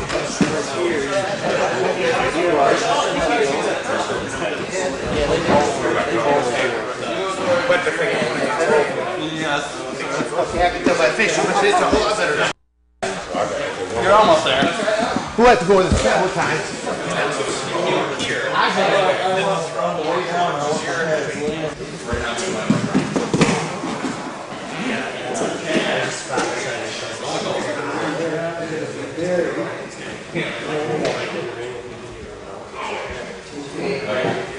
Finally got it right now. Okay. I'll do it one more time, then you can talk.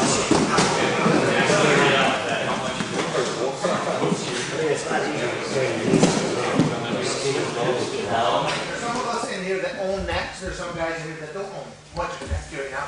So it's going to hit different. There's nothing against this. It's that as I drop my ear on the chest, if I got Jason, pummel, bang, bang, we hit, boom, I drop on down. I drop on the side, just as I go belly down, I drop my head right on his chest, boom.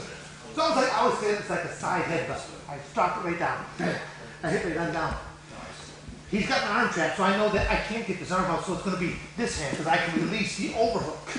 As I release the overhook, I'm cupping here. I'm not reaching underneath the head, because if he arches up, okay, he traps my arms. I don't want to take anything away, so, okay, I'm hooking the side of his head. Not even on top of the head, just the side. Trap my head, it's like ears here, and my head is either going to, the top of my head will either hit underneath the jaw, right on the jaw, or a little bit above the jawline. Just depends on the length of the neck, what they have going.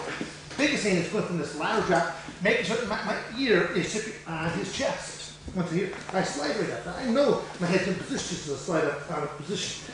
Release, hold. Driving, what you can't see, but everyone feels, I'm actually driving my head down.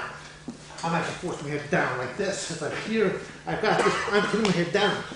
Just by doing that one little thing, I'm not even pulling with the head. Again, as we said earlier, the grappling arts are right on a piece of tip right here. This hold for a second, I'm still going to hold, but what Jason feels is as I start to put body weight on, I go down into the body. Almost like I got like a shoulder shrug, turtleneck position. I'm driving up in there, I'm nice and strong. The more my neck is elongated, the less leverage that I have by going into this shoulder shrug, turtleneck position on power pivot. And I'm going down with it. Now for my hands and knees, same thing here. We hold in. Trap it towards, trap to outside. Drop in again. Boom, drop down. See again how this arm gets tied up here again. Drop my head back. See, my head's up high like this. I drop my head back. Ears right to the chest right now. Slide my head out. I see it right more. Realistically, even without grabbing his head, I've driven up and I start to drive it in. I have it here now. If you really want to emphasize just the head itself, trap me here, slide on up, put the head right down in position to emphasize that motion. Now, if I go from here, drop him, put my head back up in position, go ahead, just keep his arm trapped. Release the overhook, cup the head. Head slides up in position as a slider, now still drop on down. It's incredible pressure. Now, I've had a lot of guys, everybody said to me like, I've never seen this before. Sure you have. Almost all these techniques are somewhere along the line, but they might have shown with a little bit different application. We simply refer to our discipline here as Heinz 57. It's a little bit of this, it's a little bit of that, throw it in the pot, whip it up, and ta-da, there you have it. A lot of, I'd say that real old martial arts, they keep you in that one frame. And it's good, don't get me wrong, the martial arts are good. But you, if you want to be more and more well-rounded, you've got to take other types of martial arts and integrate it into it, because there's some martial arts that simply teach just striking aspect, others that teach only the grappling aspects. We're just trying to show you just a little bit of everything. Now again, because of me and what my background is, I'm a wrestler. That's all I basically have ever known. You know, and there's, I've seen some people been going there looking at that table there, and they see the one picture of being a gi, wearing a black belt, and says like 3 different black belts. Well, those are all honorary degrees. If I was to walk into most dojos and they say, hey, they're Dan Fever, why don't you show us that Ippon say now again? Then I scratch my head going, I haven't got a clue what you're talking about. I do on that particular technique. I mean, I actually legitimately did take a judo class back in '76, but I did it for all the wrong reasons. I did it to enhance my wrestling, and judo teaches a lot of good foot sweeping techniques. They didn't have any other real martial arts that were taking place at Arizona State University, so I did things to enhance my sport of wrestling. Well, I had 2 instructors. I had one Asian instructor, and then I had one American instructor. The Asian guy didn't like me because I was not conforming to the traditional ways of doing things.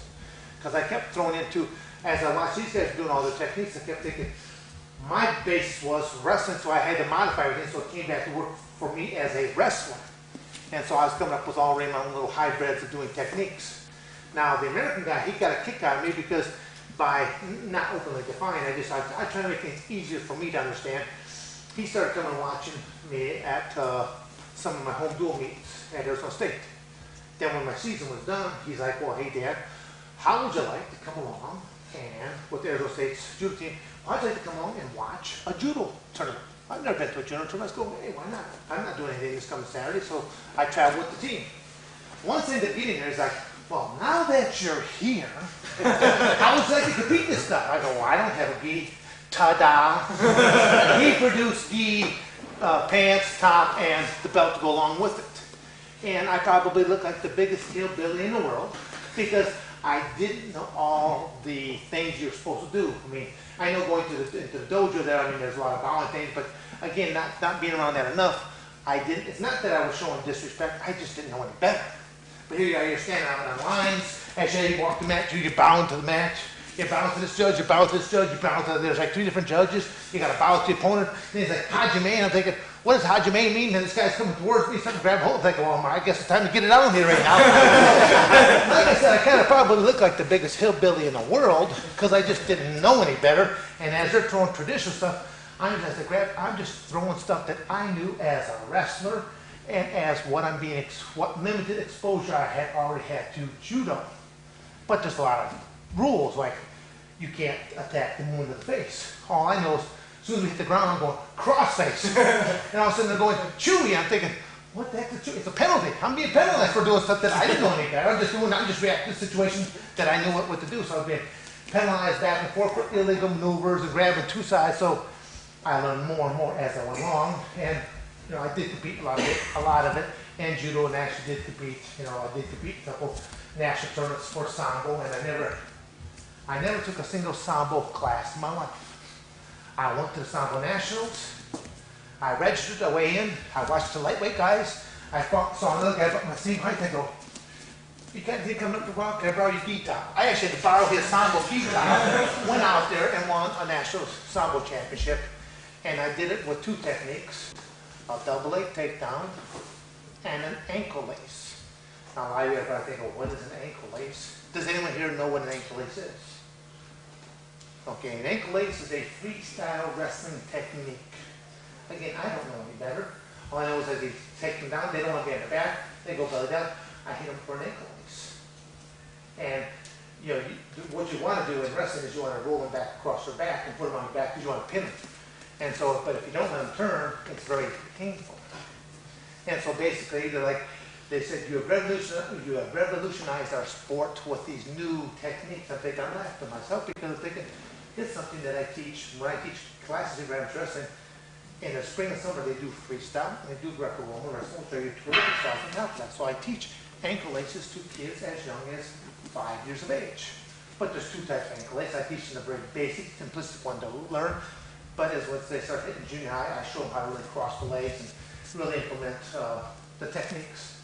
And I teach differently from 8th grade and younger as opposed to 9th grade and above. 8th grade and below, it's all fun, games, and you learn the principles of leverage. Once you hit 9th grade and above, now you're in high school. Again, a lot of stuff is based on the sport of amateur wrestling. Now I know as a wrestler, you now get the opportunity to go to a state championships. And most wrestlers, they would like to go to states. They would like to place the states. And they would like to win a state title, if at all possible. And so I'll simply say, oh, Jason, you know all those techniques you learned in 8th grade and below? Well, we talked about mechanical leverage. You go, yeah, coach. I said, well, what did that really feel like? He goes, man, that really hurts, coach. I go, bingo. We're in the business of pain. The more pain I will put you in, and I mean legal pain, the more legal pain that I can put you into, the more you're going to want to do for me. And I know as I make something hurt, you're going to move away from pain, because if I touch that hot stove, I'm going to pull away from it. So that's an action, that's a natural reaction, and that's all I based on action and reaction.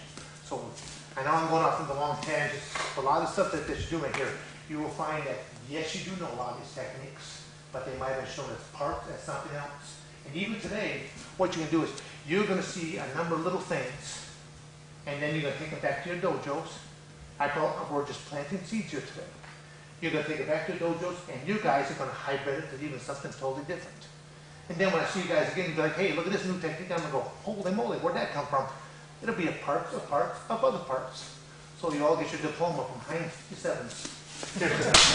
There again, from this stand fish pummel, right back into it. All I'm doing is, my legs are all in position. I said, we drop into my butt, turning.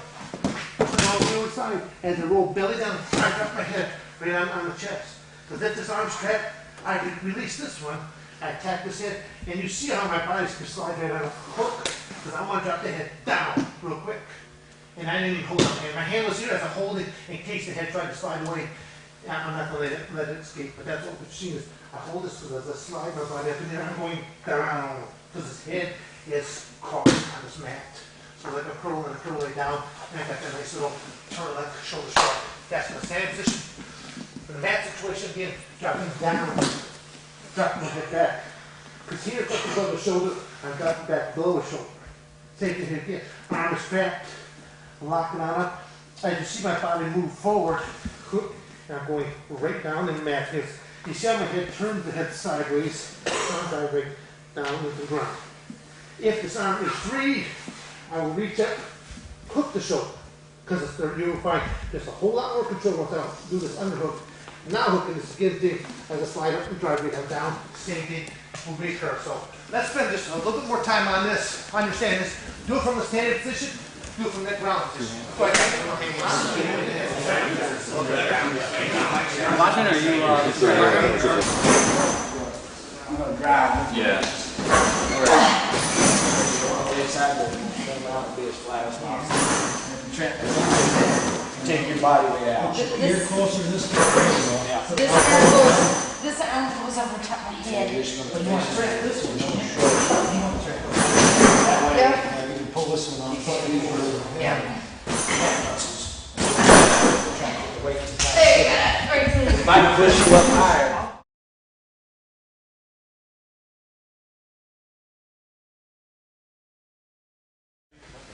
Matt, you're going to swing a wet short from a couple different angles. Over and under position, again, drop him right on down.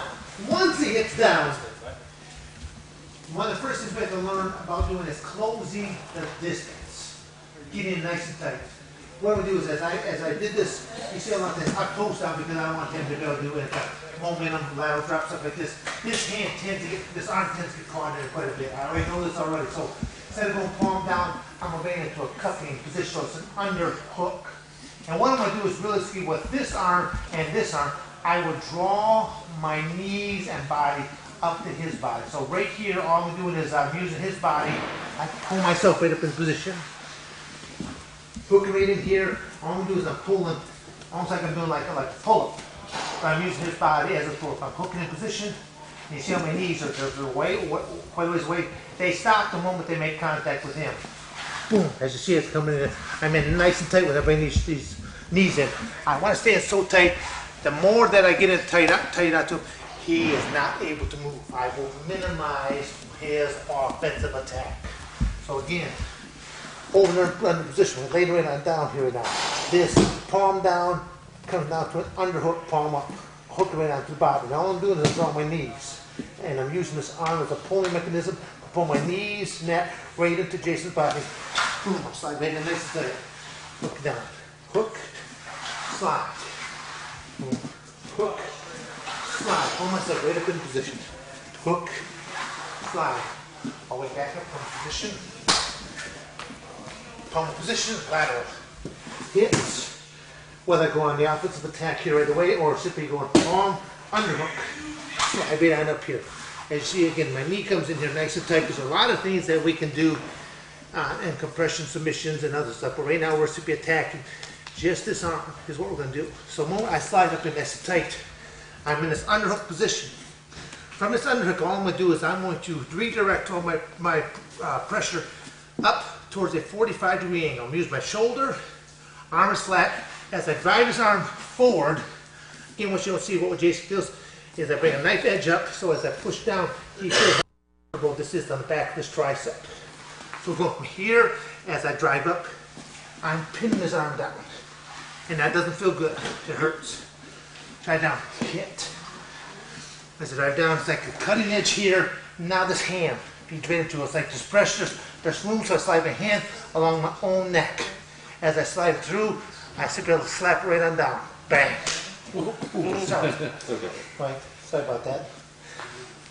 Might be a nice safety point to point out. Go slowly on this right now because depending on your flexibility, I thought it was one of the other guys. Most guys, their hands will touch a lot sooner, but you see right now, because I have his arm with the fulcrum underneath it, there's a lot of leverage out here. So again, I'm posting in position here as I slip it on up like I'm going off now, cupping.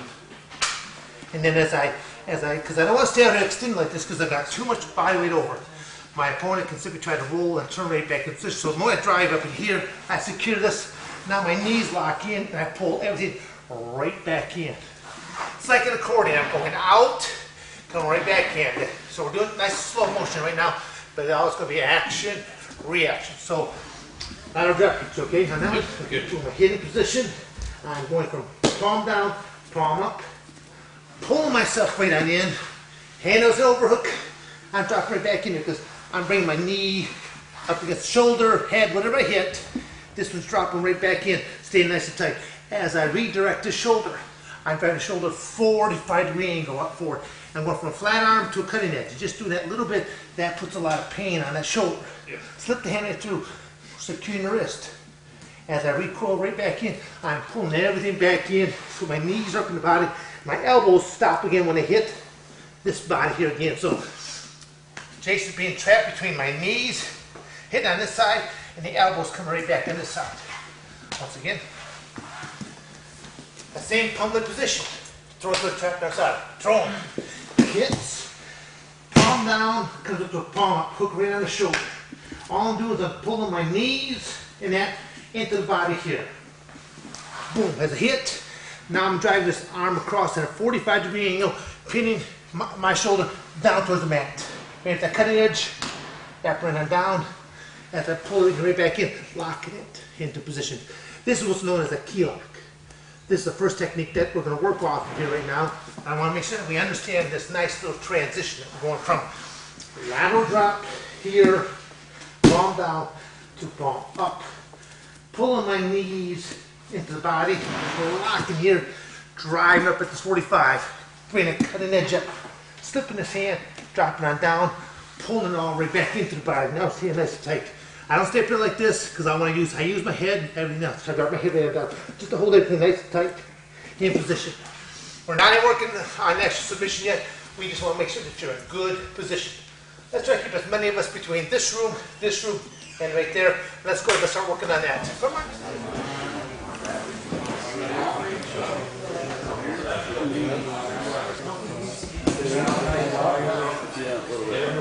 Hey, no disrespect. I can't tell you.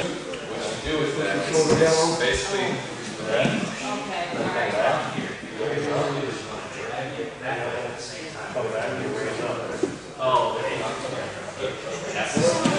I guess I can't. Make sure your hand goes on. Use that handle over the testimony.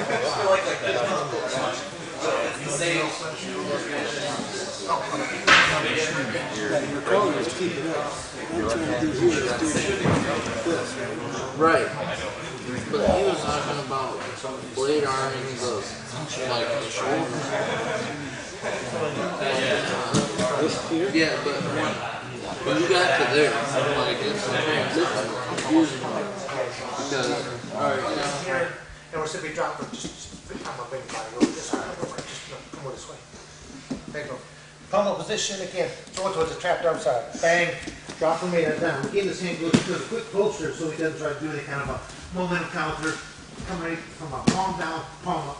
Hooking in position so now I'm pulling my body, my knees, and that weight up into his near side. This is his near side, this is far side. So as I hook this upper hook, upper body, slide it in there. And what I'm doing is a slide on there, I'm trapping his body between my knees and my arms here right away. Go over here, boom, tap in, boom, trap right in here. Now I'm going to drive his arm up at a 45-degree angle. So I'm going from here, drive it, bang, just drops right on down. Drop, and I feel that, how that goes down.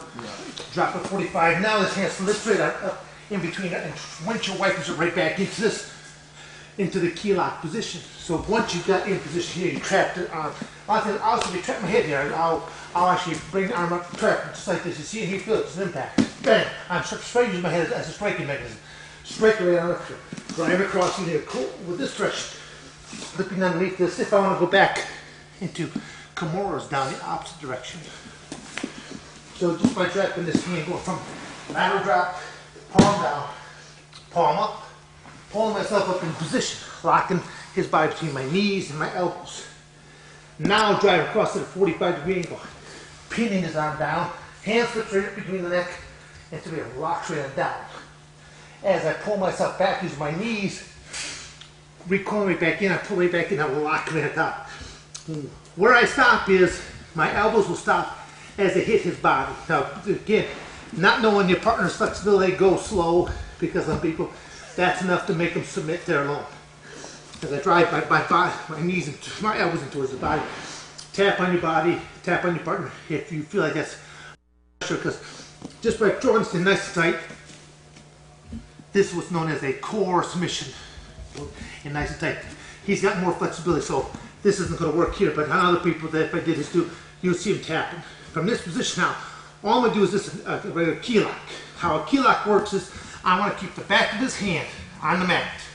So pressure's going down. Whether I'm holding on this wrist, my elbow's pushing down, so the pressure's down, and I'm going to travel with arm in a southern fashion towards his feet and his knees. So if I pull down in this direction, I'm going to be raising up to the cell. What's that? I'm using for pressure. That's all. It's almost like I'm using this back of his hand like a paintbrush. Down into the mat. As I travel south, I raise this elbow right on up. And he feels pressure probably in between both the shoulder and elbow positions. One more time, lateral drop. In position. Pull myself up. Lock him in and down. Now I drive up across at a 45-degree angle. Driving down. Crank it across. Securing the wrist as I recoil, lifting right back in. Touching. Keep it nice and tight to the body. Palms on the wrist. You do not want to have the wrist captured with the thumb underneath. Other people show you how to do this. You're going to end up finding that you're going to end up hurting your thumb a lot of times. Simply just cup it like a C and cup it on down. When his hand just hooks on top of it, literally all the body weight is moving in a downward position so the hand, back of the hand is on that mat. Pressure is going downward position. I'll even use my head sometimes locked in the position, so I'm using the same body weight just to hold.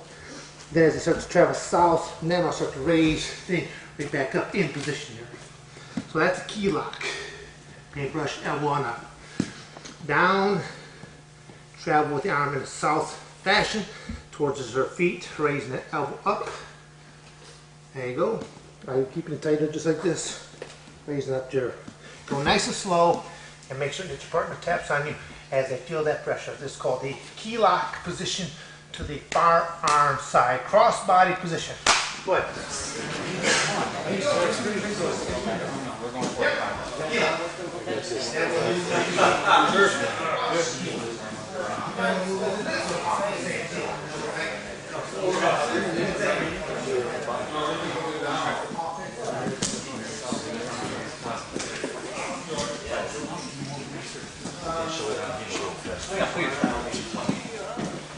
Try the other shoulder. Yeah,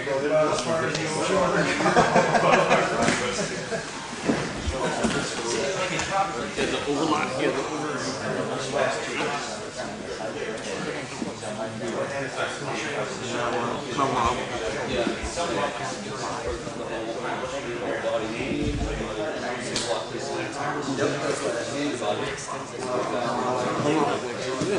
The purpose is to extend my arm back down so I can swing it back and forth.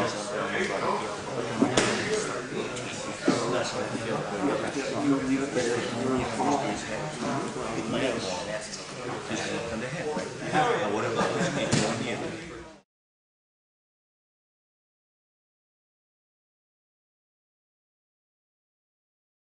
Holding down the position, boom, arrow drop, drop swing over the side, boom, quick shot right here, slide it back up in position while I lock right on up, drive across it 45, locking it down, hands slips right between the head.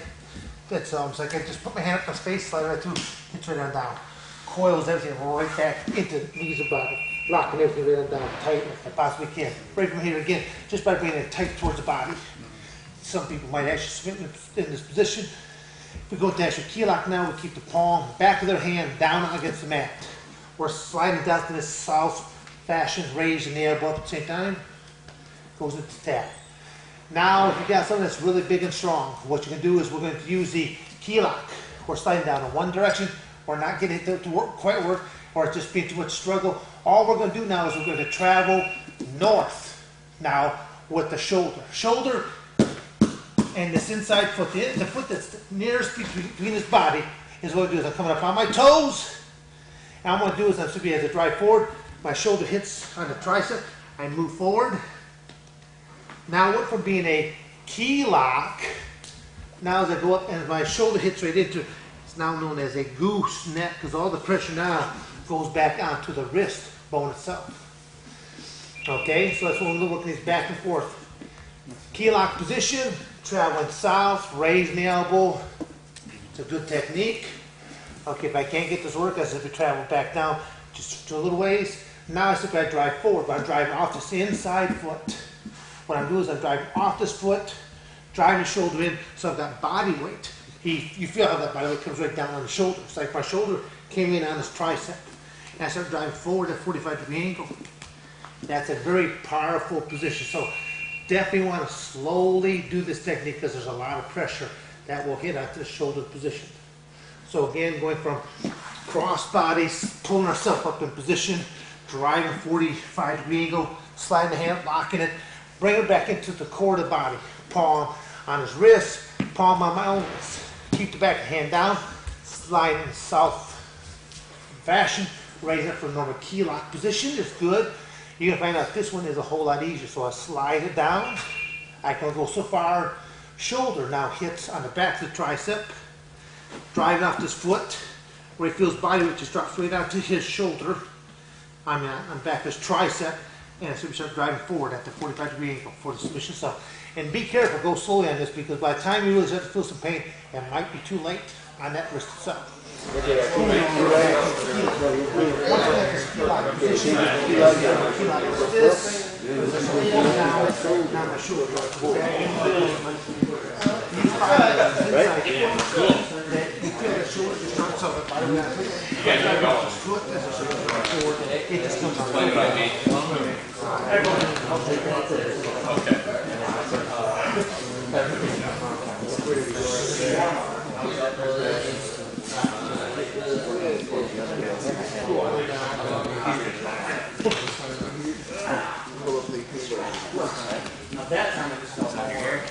Okay, attack from our side. Drive it, at a 45-degree angle, drive it that. Okay, you got his wrist, you got his right hand with the left hand. Move over towards the body. Okay, but you're not walking to his head. Your left arm. There you go. Back to see your wrist. I want your hand on his wrist, just like this. No, it's not. It's underneath his arm. You get underneath his arm on the belly of his arm. His hand. See how see how you get your hands on his hands palm up, your hands right on top. You're holding on your own wrist just like this. Okay? So now, I mean, like that, driving it down. So now as you keep the pressure down, you're going to bring his hands south. Just pull south. That's a key lock. If I put my shoulder, it's up, go down, stop. Now put my shoulder on the back of this, and I'll start to drive forward. There you go. One's a key lock, the other's a gooseneck. But you see, one's going down, that's a key lock. If I start to travel back up this way, it's a gooseneck. You feel pain different ways, though, don't you?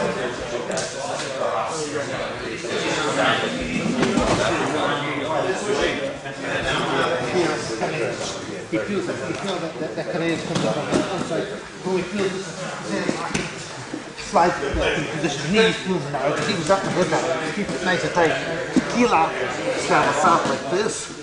Or if I pull down so far, now the gooseneck means my shoulder. This way, it's a foot. See what I'm doing with this foot? So right on my toes as I start to drive forward, I bring body weight up. Again, hold on to position. Pummel, pummel, pummel, boom, drops right on down here again. Pull right up in position. Drive across at 45, slap the arm, lock it, pull it right back in, knees, elbows into the core of the body. My palm is right on his wrist, dropping down. If my palm starts to grab around his palm, realistically, this move's not going to work. Because one of the defenses that they could do is just make a fist. Okay? Now I don't have a key lock anymore. I don't have a key lock in position. Is there stuff I can do? Oh yeah, there's stuff I can do. But just know if I do a key lock, my palm must be on his wrist, not on the palm of his hand. Because all you gotta do, even if whether you make a fist or even if you grab my hand and just keep it in a fist fashion, just hold on my hand. I still don't have the same kind of leverage as I had before because I want to be bending at his wrist joint. Here the key lock works because I travel south. He feels that. Or if I do the gooseneck as I slide back and stop. Here now, inside foot come on my toe, I'm driving forward. He feels how that shoulder hits the back of his tricep. He feels this. One other thing that you can do is, and this is one thing I want to stress right now, is the hand that is on my own wrist. I'm holding my own wrist as I'm going to slip the wrist. All I'm going to do is go from here, slip, lock wrist to wrist. You feel how tight that just got? Yeah. Yes, it's like ratcheting down. It goes like, this is good.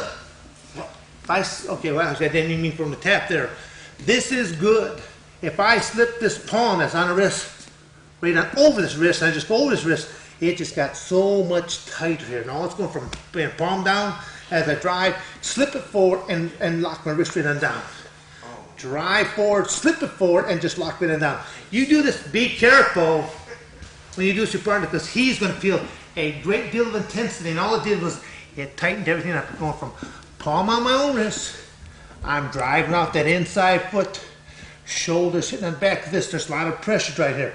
This, you still feel there's a room, but the moment that this slips off, goes forward, now I start to lock my wrist right on over, and I start to drive it back in. It felt like you just end up getting twice as much power off of the same amount of energy that you just simply put out there. So again, palm on your wrist, driving forward, slips off this wrist, wrist to wrist, driving forward here right now. Powerful position. Last time, palm on my wrist. I'm driving off this foot, my shoulder's on the back of his tricep. This is good. Slip this through, wrist, and then just bend it right on down towards the bend. Drive forward. He just went from good to better. Okay? Yeah, shoulder.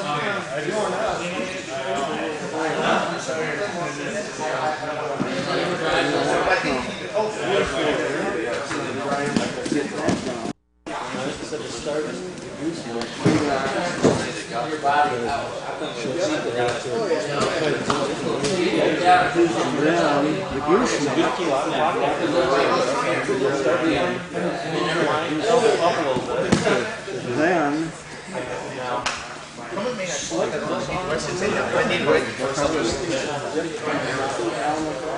If you have any problems on that, wave your hand.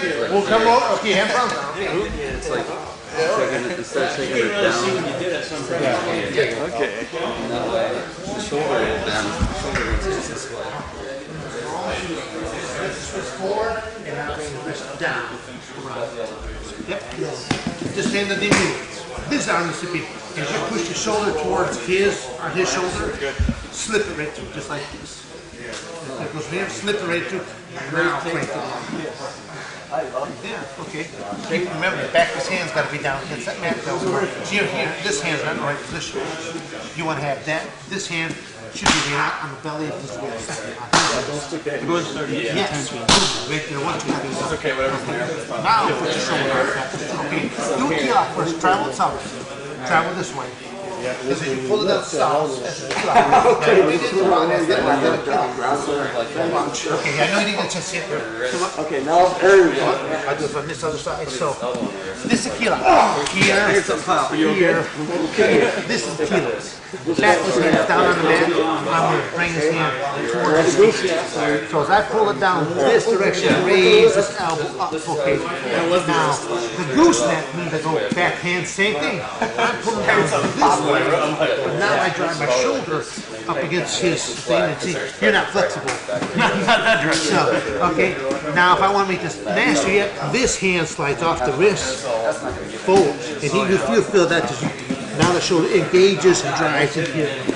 That's the only difference. You're doing good, but you're allowing his hand to slide all the way back in here. And you're not feeling it. Yeah, you feel it all tighten up as you ratchet it in the shoulder. Well, my shoulder. Yep. That's good. No, that's good. Feel the difference. Now do the key lock, pulling this elbow back towards you're driving back this direction. Bring his arm, raise his elbow, see, raise it like this, a crowbar, raise it on. So he feels that. And start up again. Okay, now what I do is I want your shoulder hit here. You can put your shoulder right on top of his back. Just try to, no, hold on that wrist. Don't let go. Don't let go of your wrist. Don't let go of your wrist. You keep it tight enough with your shoulder on that. Now, pull down and drive up now with the shoulder. Lift up, push off that leg too, because you want that pressure going in. It's a gooseneck. You feel it here on the wrist now. Okay, good. Now, this hand simply slides forward. Now this wrist goes on your own wrist. Slide it forward. Now, let go. Let your wrist. Boom. See how you feel just tighter, just got. Now just curl over your own wrist with that hand. Boom, straight on down. Now shoulder goes in. There you go. Now drive the body down. You feel that now? Good. You're driving this way. Think about, okay, your right foot.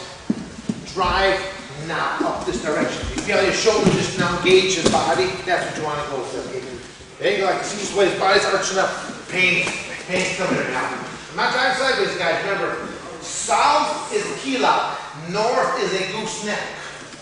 Sideways is an arm bar. We're going into that next.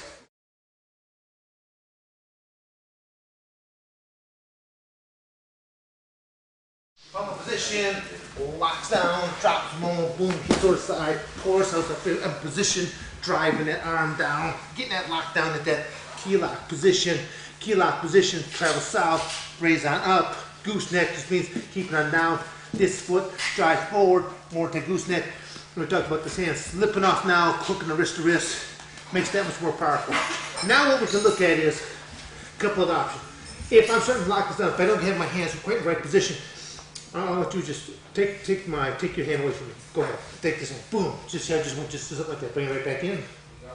Okay, boom, take it away again. Boom. One more time. Look in there. Takes away. Boom. Just take it away. Come in again. Boom.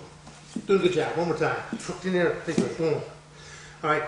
That's one of his defense. He's not going to pull that in towards his body. Because if he pulls in towards his body, there's too many things we can do. Because right now he feels us pulling it at the end.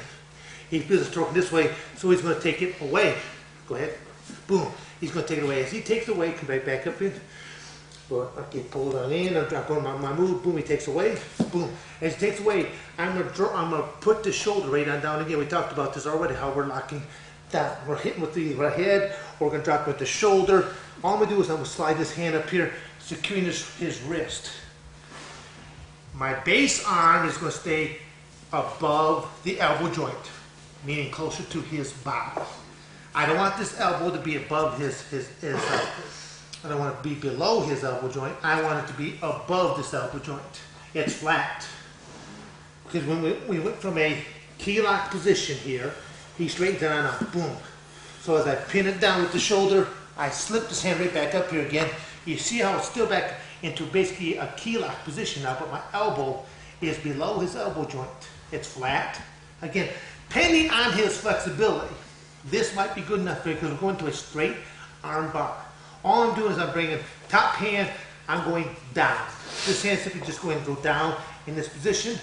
This bottom hand right here, I just bring this up to a cutting edge. See this? You see his body just reacting to this right now. I'm using pulling this top hand. As this one goes down, cutting edge comes up. If need be, I raise this elbow just a little bit. You see just right there. But as you see, what I'm doing is I'm raising it up because I have flat edge. What do you think is going to feel better or worse? Flat edge or a cutting edge? Cutting edge.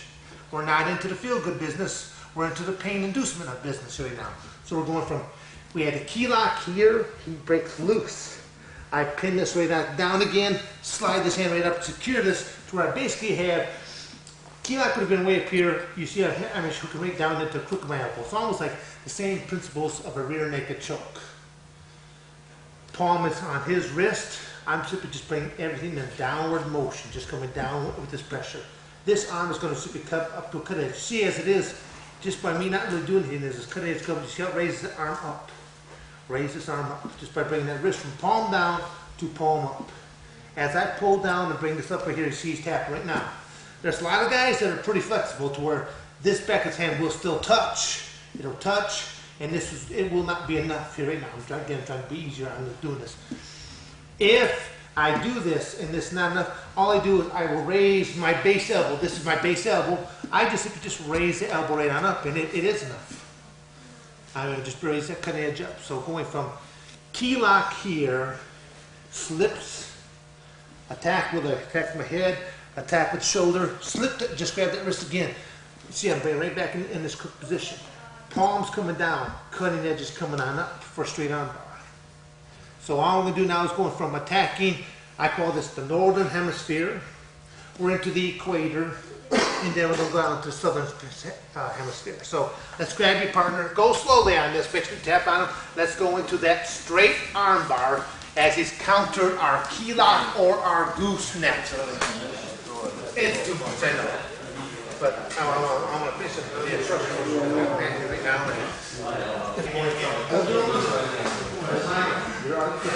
That hand holds your arm. See how you secure yourself? Now what you'll do is my base arm is flat, bring that cutter to that arm. Yep, see how you go to here, that hurts. Now if that's still not high enough, I'll raise his elbow maybe that much more. Now your right arm, it's elbows on the mat. You can raise it up like this. Okay, see that? Bring up a cutting edge, then raise it up just like that. Well, this hand's going to keep going down. This one goes cutting edge, and then up. Boom. And you can tell that no matter how flexible they are, you'll take up all the flexibility. Okay? You got that wrist. You got that wrist. That's your wrist. You're holding your own arm. Just like that. Hold my finger up. Now, this is your base arm. All you can do is turn it to cutting edge. Okay? Keep this hand pulling down. Cutting edge, and now raise that elbow up. Alright? See, your elbow is right on his elbow. Hold his elbow. Now, get it, go slower. There you go. See, that's, before, you were right on, you were supporting his elbow joint before. Always be just giving me your hand.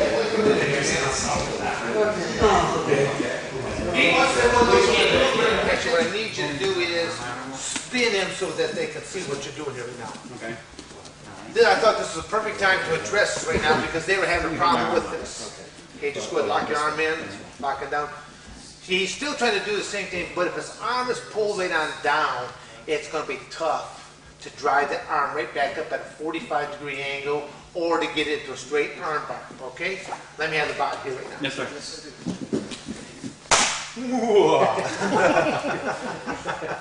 Dr. Evil here. All right. Okay. Same thing in here. So I'm just locking arm down. Boom, it's locked down position. It's going to be tough for me to drive this arm when it's locked down up in this position. I'm going to use my head like a weapon on this own arm. What you do is, so you can see I'm going to go from, I'm putting it down, I'm going to raise it up just like this. I'm going to go like this. Strike it. Boom, strike it right in position. As I strike this in position, this hand throws right in through. Because I'm creating my own space. My head strikes his arm. the side of the head, but I'm raising this up as I strike. So I'm going bang, okay, with this bang, bang down up position. I hold it for a second, so this hand should be threaded right through. As it threads through, I pull the base hand right back out because I'm pushing down here. This hand grabs right back onto the wrist. So I pulled this arm out as my head continues to push down, keep it there. Now I'm pushing down with this. Now I'm locking everything right back into here, which now is known as Kimura. It's known as a few different things, but probably more or less known as a Kimura position. Let's go into this here again. I'm trying to attack up north of it, if the arm is down south. So all I'm doing is I'm trapping his arm between my head and the base arm. But all I'm doing is going arm side up, bang. That's all I'm doing. I'm delivering a strike. It's also a distraction. It makes them think that, what the heck's he doing? Strike like this, slip right underneath with this arm, throwing it right underneath here. I'm striking with the strike apparatus. As I withdraw, this hand pushes right down, boom, fires down, post, slips right back into the wrist. Now I start to arch on up, tap on these for pressure. Okay. I felt it's like you're not tapping, and I know it's kind of hurt you already. Okay. Again, I slip in. I'm got it in position. The arm drops down south. Boom! I can't get this to drive up how I normally like to drive up here. So this base hand, all I'm doing is I'm shooting forward. So I just go boom. I just shoot forward. Boom, boom. Shooting right out. Boom. I'm just shooting right out now. As I shoot out, my head meets it. Bang! I strike it. Bang! Bang! Bang. That doesn't feel good either, does it? No. But again, it's not gonna. I mean, it's a distraction. It's nothing that a guy's gonna tap out from. Let's put it that way. So the moment I shoot this up, I deliver my head, side of head, strike. As I strike this hand now slips underneath because I gave it this space to slip underneath there. So as it slips underneath this, I continue to push my head down, down. This hand withdraws as I push down, so I can come right back, grab his wrist. As I secure this wrist, this base arm now slips in to secure my other wrist. Depending on what his arm does, if it stays straight, all I'm going to do is my right side, the side that's closest to his belly button, which is my right side, I'm going to simply turn in almost like I'm sitting away. As I'm sitting away, he's going to bring his arm back position right now. So whatever side is closest to his belly button, all I'm doing is I'm actually trying to sit under. He feels a cutting edge coming up more on this arm. There's pressure on his elbow. There's pressure on his tricep. There's pressure on the shoulder. If the arm bends here, if it bends in position, again, I'm going to do the exact same thing. As I sit under, I'm going to start to slide underneath his arm here the same way. So it depends. If it goes straight arm, I'm sitting in there, you're just going to feel a little different kind of pressure. If it's bent, I'm still sliding the wrist back underneath his body. Biggest key here is now is going from we were attacking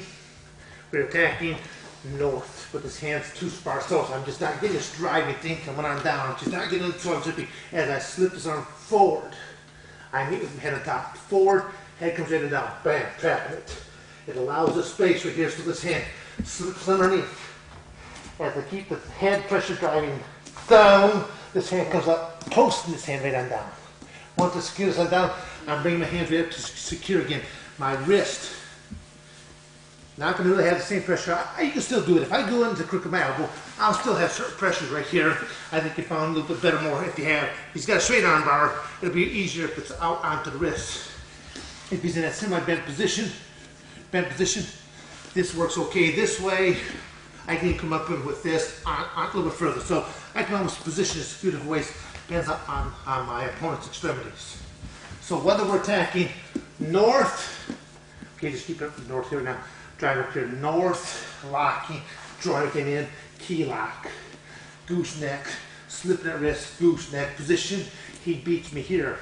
Slide down, out straight, boom. And don't just take straight. If he takes arm straight, again, I recapture this wrist, hand into the crook of my elbow. I want to make sure I'm above the elbow joint. Because if I'm below the elbow joint, I'm working against myself. If I'm above this elbow joint, now I've got leverage, I've got something that's going to induce pain. The top wrist goes pressure down.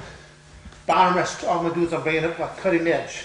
just by doing this. Put wrist down, wrist comes on up. If that's not enough, raise the elbow right up a bit more. Now you see, he really can't push his hand up towards me. Push his hand up towards your head.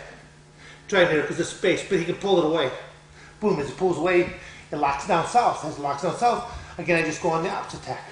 Attack in here, slide on out, attack over the head, slipping underneath, pushing the head down, post, locking it back here in position. Now I can go up into either the wrist goes behind, or if it's in my bed position, still taking the wrist back and behind here. Okay, that's known as a Kimura, but we're attacking either the northern part, in the middle, or the southern portion. So be careful. Let's go with your part. Good. It all comes back because they don't want to see it once again. And it's a long day, 6 hours.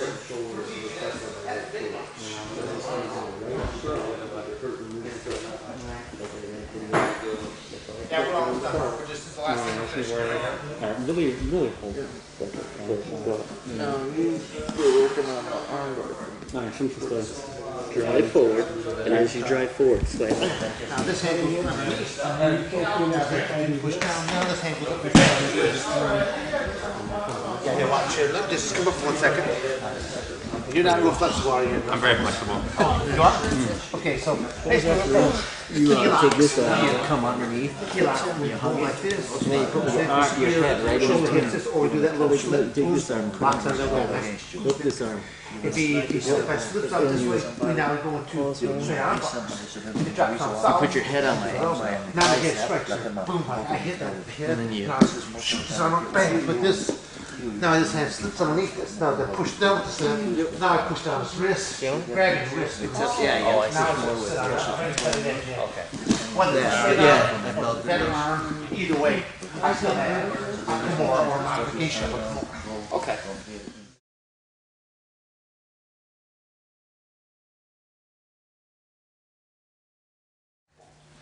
I mean, I wish I could have showed a quick little clip of what some of you guys look like there in the beginning, because as, 3-4 hours later, you guys are looking pretty darn sharp on that homing technique, and realistically, pummeling is not an easy technique to learn. All the guys that come in there at first, I mean, you just look, they look like they don't know, they feet, the hands, arms, I mean, it's almost comedic to watch what they're doing, but they start to learn more and more how a valuable tool that incorporate. Pete here, he's phenomenal when it comes to Muay Thai. And he just sees how he can work a lot of this public, and then he can deliver some pretty devastating knees, the leg kicks, and way they can move up this, and also he switches up, hooks his head, and swings and pivots his head over the side there, and brings up his knees from one side to the other. So he already has been hybrid and adapted a lot of the same technique to where his format is, he spent that many more years doing Muay Thai, so he could relate to that more. Now he can simply just use the same techniques, like how can I get it back to always throwing a knee, a kick, or something else, and he's hybriding it all here already. Mutated. Yes, exactly. It all does. Is anyone having any problems on doing that Kimura here right now? I know it doesn't feel good. We're going to end on that note right there. I hope you guys had some fun here today. I hope that you walked away with some knowledge. And I always tell people, write a few things down, either on your way home, at least if you're not behind the wheel, or once you get home, write a few things down so that you remember. Call it something different. Call it something that you'll remember it as. And then that way you get back into your training facility, your dojo, or something like this, you can again try to say, this is what I really like the most about that entire seminar. How can I now incorporate it into all the other stuff that you've drilled so much more that is already your natural reaction. And then you start to incorporate it, and literally before long it's like you will have mutated it to something that's very specific for you. So you'll be doing your own little blend of Heinz 57 once again. But like I said, I mean, you see me, I don't really mean to be comedic about that, but it's the truth. It's, as I said earlier, most people that come here, they want to learn that all-encompassing move that you walk out there and go, ta-da. They don't exist. It's just a rare individual that comes along that acquires their technique, no matter how if it was in one format or if they had to mutate it and to something else so that they were able to use it. Like I said in the beginning, I didn't understand anything about judo, but as long as I could keep coming back to something that was wrestling based, I had a good idea of what I wanted to do. So I was mutating things then. You guys are all going to do the same thing. So I appreciate you guys coming on out here today. Definitely safe travels on your way back, and hopefully we'll see you here again for one of our future continuing education seminars. Thanks, guys.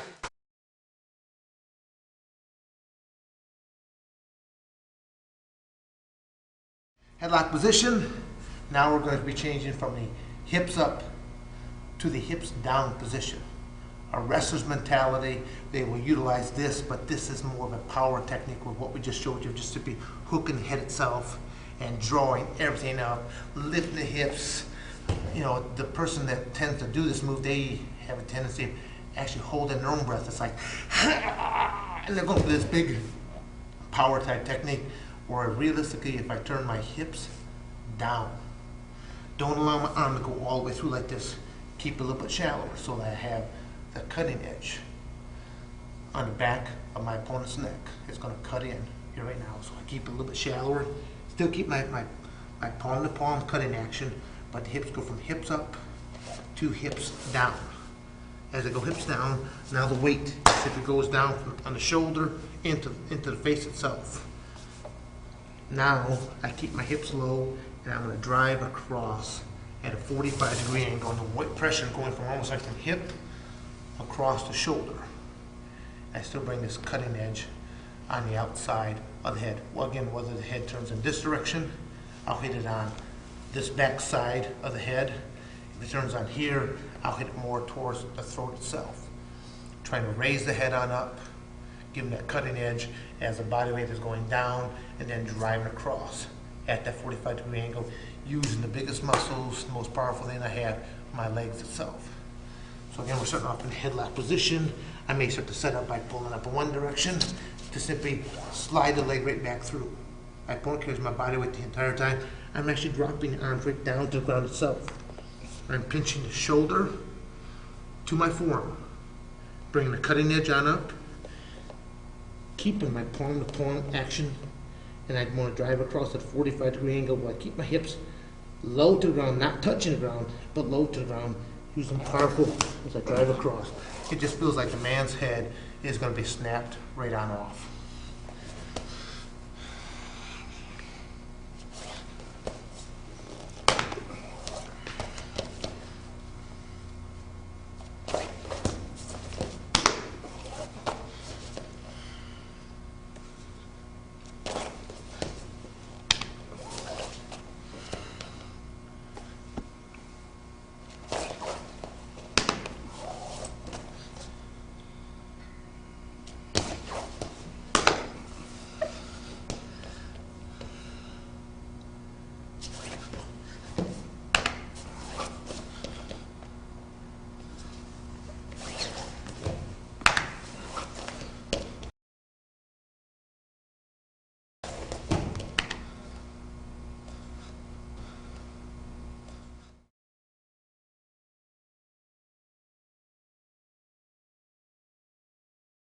Go into palm, punch, hammer strike right now. We've talked about how this knee slides up. We can lock right a hold of this. Another option we simply have is taking a knuckle, point a knuckle, come right up in here at that earlobe itself. Simply to push it is one thing. Just to simply put it into place. Now to grab my other hand and pull it on in. It just, I mean, it hurts to have that knuckle put in. Just, you know, just if you look at the bottom of the earlobe, and there's a pocket, little cavity that sits right down everywhere. And all I'm going to do is I'm going to simply bring that knuckle on up into position. And just if you look where the earlobe hits, I've got my cavity right here. Now I simply grab it, hold my own hand, and I'm actually curling it as a shoulder and arm all comes into position right here. That's all I'm going to do. Some people hold it and they'll just try to push it in. I feel it's more advantageous to be hook my own forearm and to drive right on in. Because now I can use the body weight and everything else.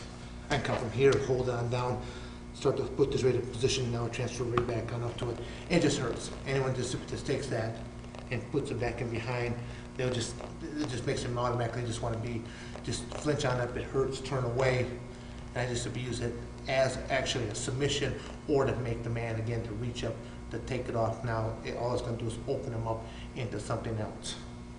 So I'll start up here with him palm to palm, holding on to the thigh itself.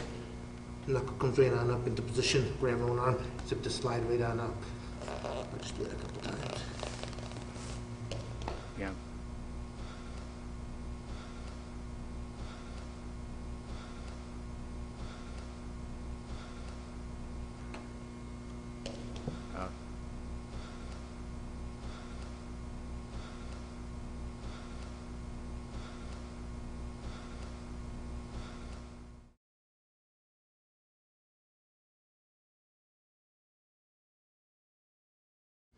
From the headlock position here right now, Yeah.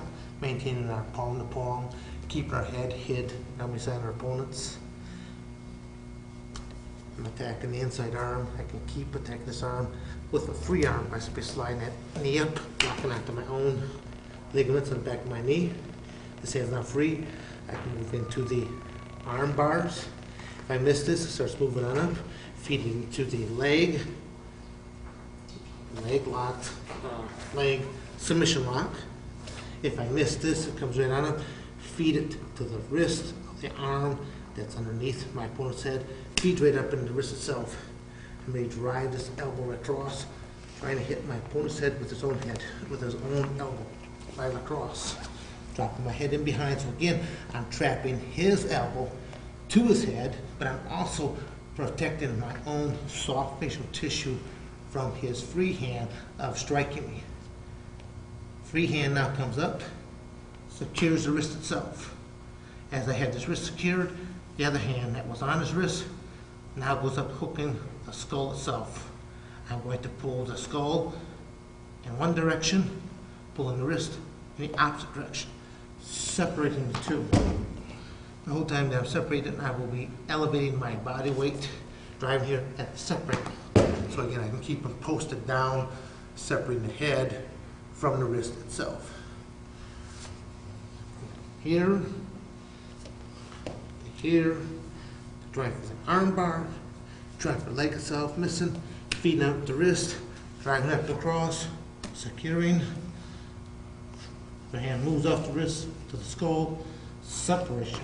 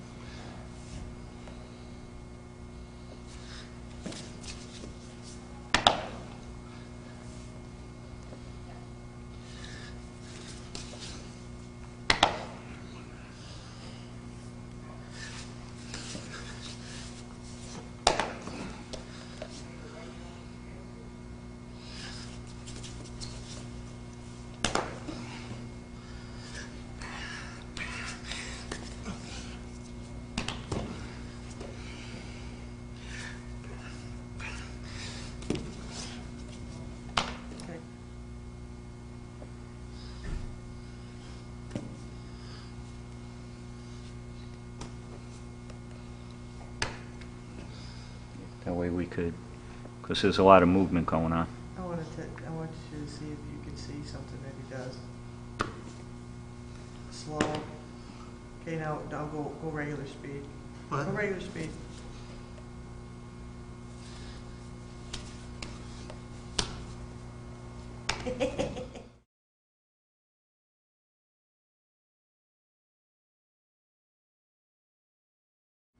I would say that everything that I do, I mean, my specialty is in the ground arts, the grappling arts.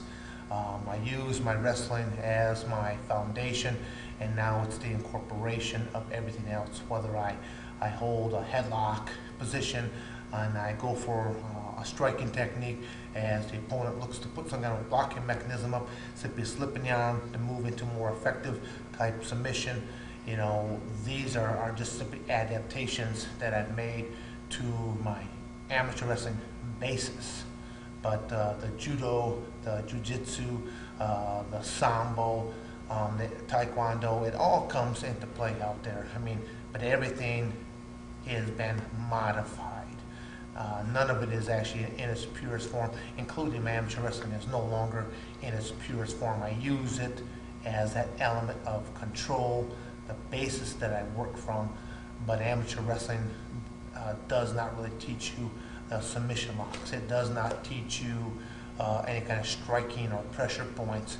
It's a great tool to use for controlling an opponent's body, movement, keeping you in proper positioning, the concepts of body weight distribution, how to become parasital to an opponent out there, and it has that relentless attacking analogy that moves right on with it. So it is the basis that I operate with, and everything else is just to be an incorporation in some modified form.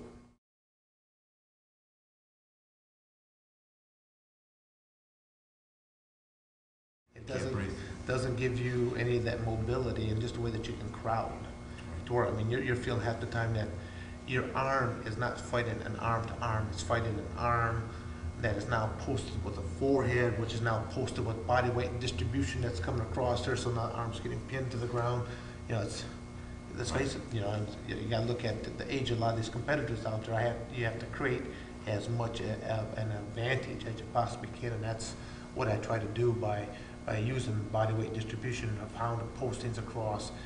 And I mean, the things that I do key on, I do attack the upper trunk of the body a great deal. The things that I do to the head, the things that I do to the shoulders, the way that I'm hooking your arms. I mean, I'm going against the normal range of motion on your arm, so it's quickly to put it into an uncompromising position, and it's easy for me to create more leverage just by the way that I simply just move my body into it, whether I'm using my hips or using your own head and your shoulder like a crowbar. It's like I've got this crowbar here, it's hooking on your arm, and I'm using your head, so it's like arms being pulled back while the head's being lifted up, and then if I shift my hips back towards, just like now everything's being cranked up all at once, to where it just puts there's a lot of pressure, a lot of pain, cuts off the breathing. There's never really ever one pressure, you know, in any of the techniques that I do out there. There's always 2, 3, and so on. Half the times I'm doing things I don't even realize because it's become so in tune. Just, you know, you drill, you will perform the way that you drill, and half the times I'm not even aware of it anymore.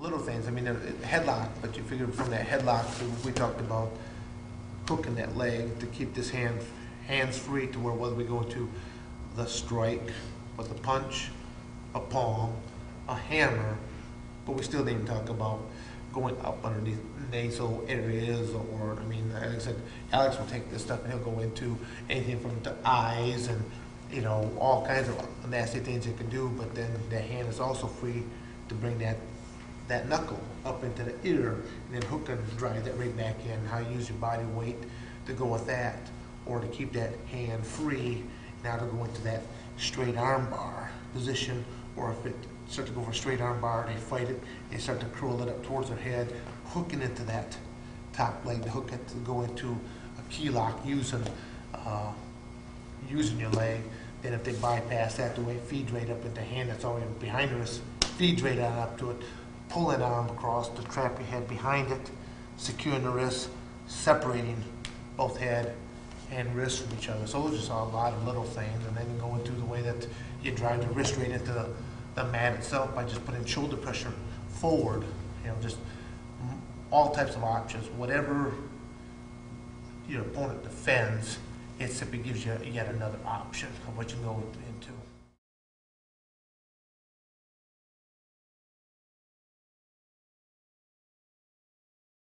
Well, when I was first competing in the Ultimate Fighting Championship, it was in a tournament format, 8-man tournament. So you looked, if you wanted to win something like this, you had to survive 3 opponents in the course of the night with unlimited time. So you definitely had to look at how you would strike another human being out there. It was bare knuckled, but already some of the opponents had experience breaking of a knuckle by striking a hard portion of the head out there. So I know in a lot of my matches, I utilize either a hammer strike or a palm strike because I'm hitting with a big meaty area that really isn't going to get hurt much, but you can still create a great effect as you put that into any portion on their head right there.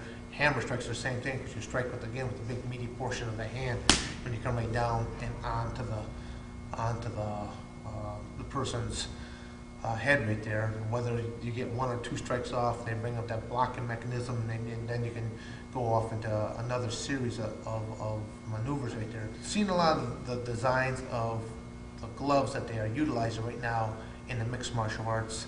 You know, you can actually use it as a weapon because a lot of these, they have leather that's built up in different corners, and literally if you know how to strike with a glancing blow, and again each person's facial features are a little bit different as to how they can cut, but if you can cut, I mean if you can strike anywhere along the eyebrow, the cheekbones, that you're more apt to hit a nice glancing strike, but you've got this double padded up corner of this leather that as you spring it across there, it's like being hit with like a paper cut. It'll slice right across there. So the equipment, not only has there been an evolution of how the competitors are competing out there anymore, but even the equipment itself. You know, when the athletes first came on the scene, they wanted you to wear a uniform that depicted the discipline that you came from. So when I came on the scene, they wanted me to wear an amateur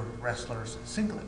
I kept thinking, oh, amateur wrestler's singlet has 2 shoulder straps. They can simply grab that strap and choke me with it, because again, you could use, if I could use a gi as a choking mechanism, why can't I use a wrestler strap and bring it across? And that actually did happen in a match with Scott Ferozzo versus Gary Bolanger. Bolanger already had a much smaller opponent, and Jerry Bolanger, I'm sorry about that, Jerry Bolanger, and he ended up choking out Scott Ferozzo with his wrestling singlet. So being in all the different types of amateur wrestling camps I've been into, I know in the final 2 weeks of preparation, we go through all of our technique and our drills and the whole 9 yards wearing a t-shirt.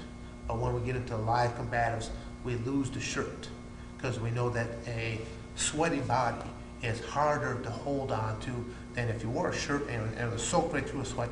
It's still something that you can grip.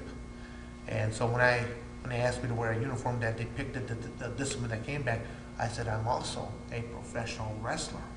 So I will wear the uniform of a professional wrestler, which is just a pair of trunks, because I knew that it would work to my advantage if I got caught into a position that I had to squirm left or right or whatever right now, that a sweaty body was going to be difficult to hold onto. So that's how I ended up choosing, the uniform of a pair of trunks.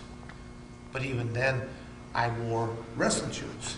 I was actually probably the first person really to utilize a shoe out there based on rules at that time. Because I wore shoes, I was unable to kick or stomp, but I really was not giving up a true tool because it was not it was not in my arsenal in the first place. So realistically, I wasn't giving up anything of being able to shoot in or to clinch and create the driving power. I felt I'm willing to wear the shoes, give up this stomping or this kicking ability because it still worked to my benefit. Now, currently in the Ultimate Fighting, well, I should say it's even changed again. There was at one point they allowed the split sole shoe. You could kick, you could stomp the whole 9 yards. Now, currently, it's a barefoot type action. So again, you're seeing an evolution over the course of since '94 to 2001, almost 2002 right now, where you're seeing that it's gone full circle, and I guarantee you that we're still nowhere near the end of the rule modifications and changes that will take place in this mixed martial arts style of competition.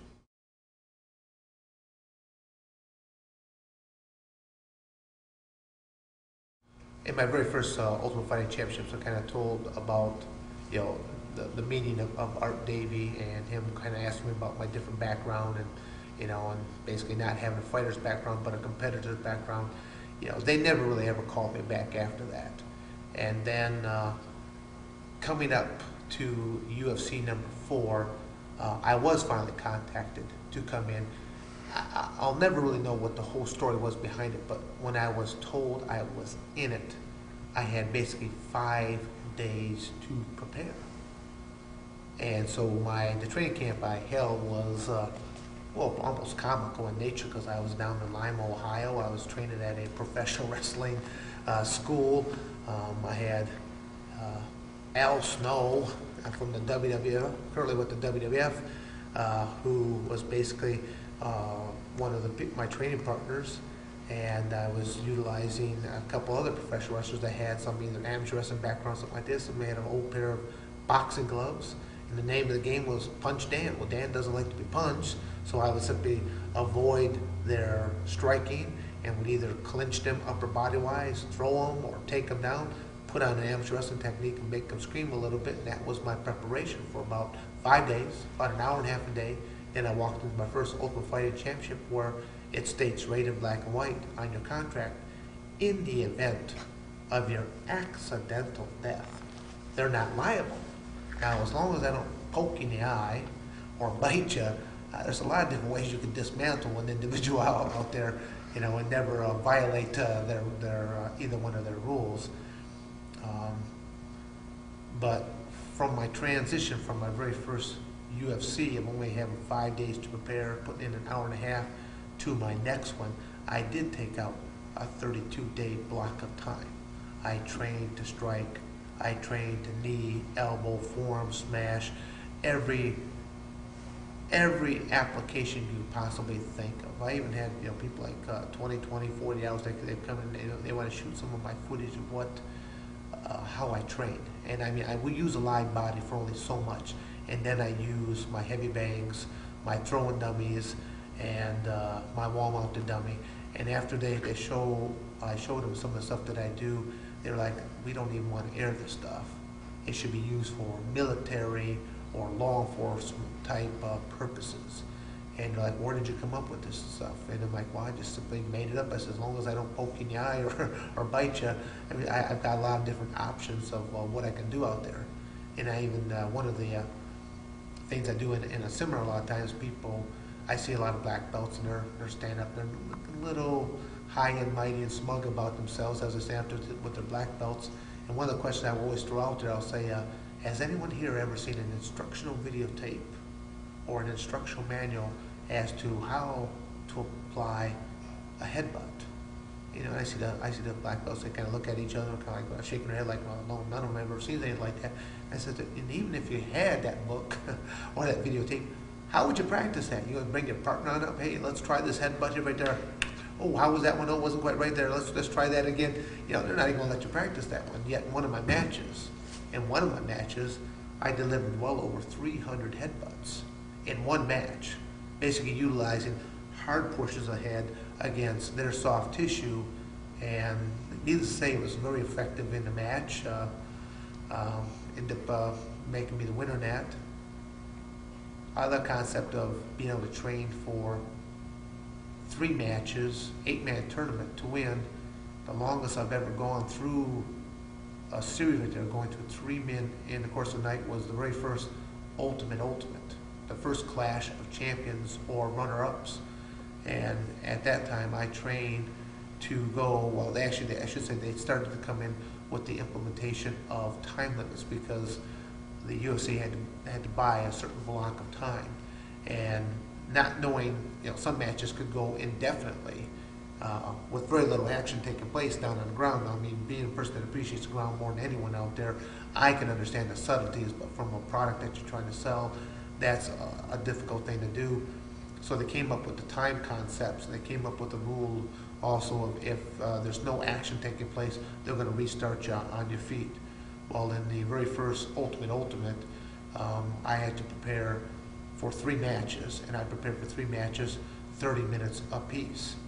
During the course of one night, a 2-hour show, I was in that steel octagon just over 1 hour. I represented just over 50% of the show between my 3 opponents. My final match went 35 minutes. My semifinal match went, I think, 20 minutes. And then my first match went just a couple minutes. And, you know, the lights are hot. I think in the one match that I had, my semifinal bout was against Tank Abbott. And of course that match, Tank Abbott struck me 3 times. And somebody counted it up and he says, Severn, he says, you struck Tank Abbott with 276 elbow strikes alone. He said, that doesn't mean how many times you hit him with knees, with forearm smashes, with open palms.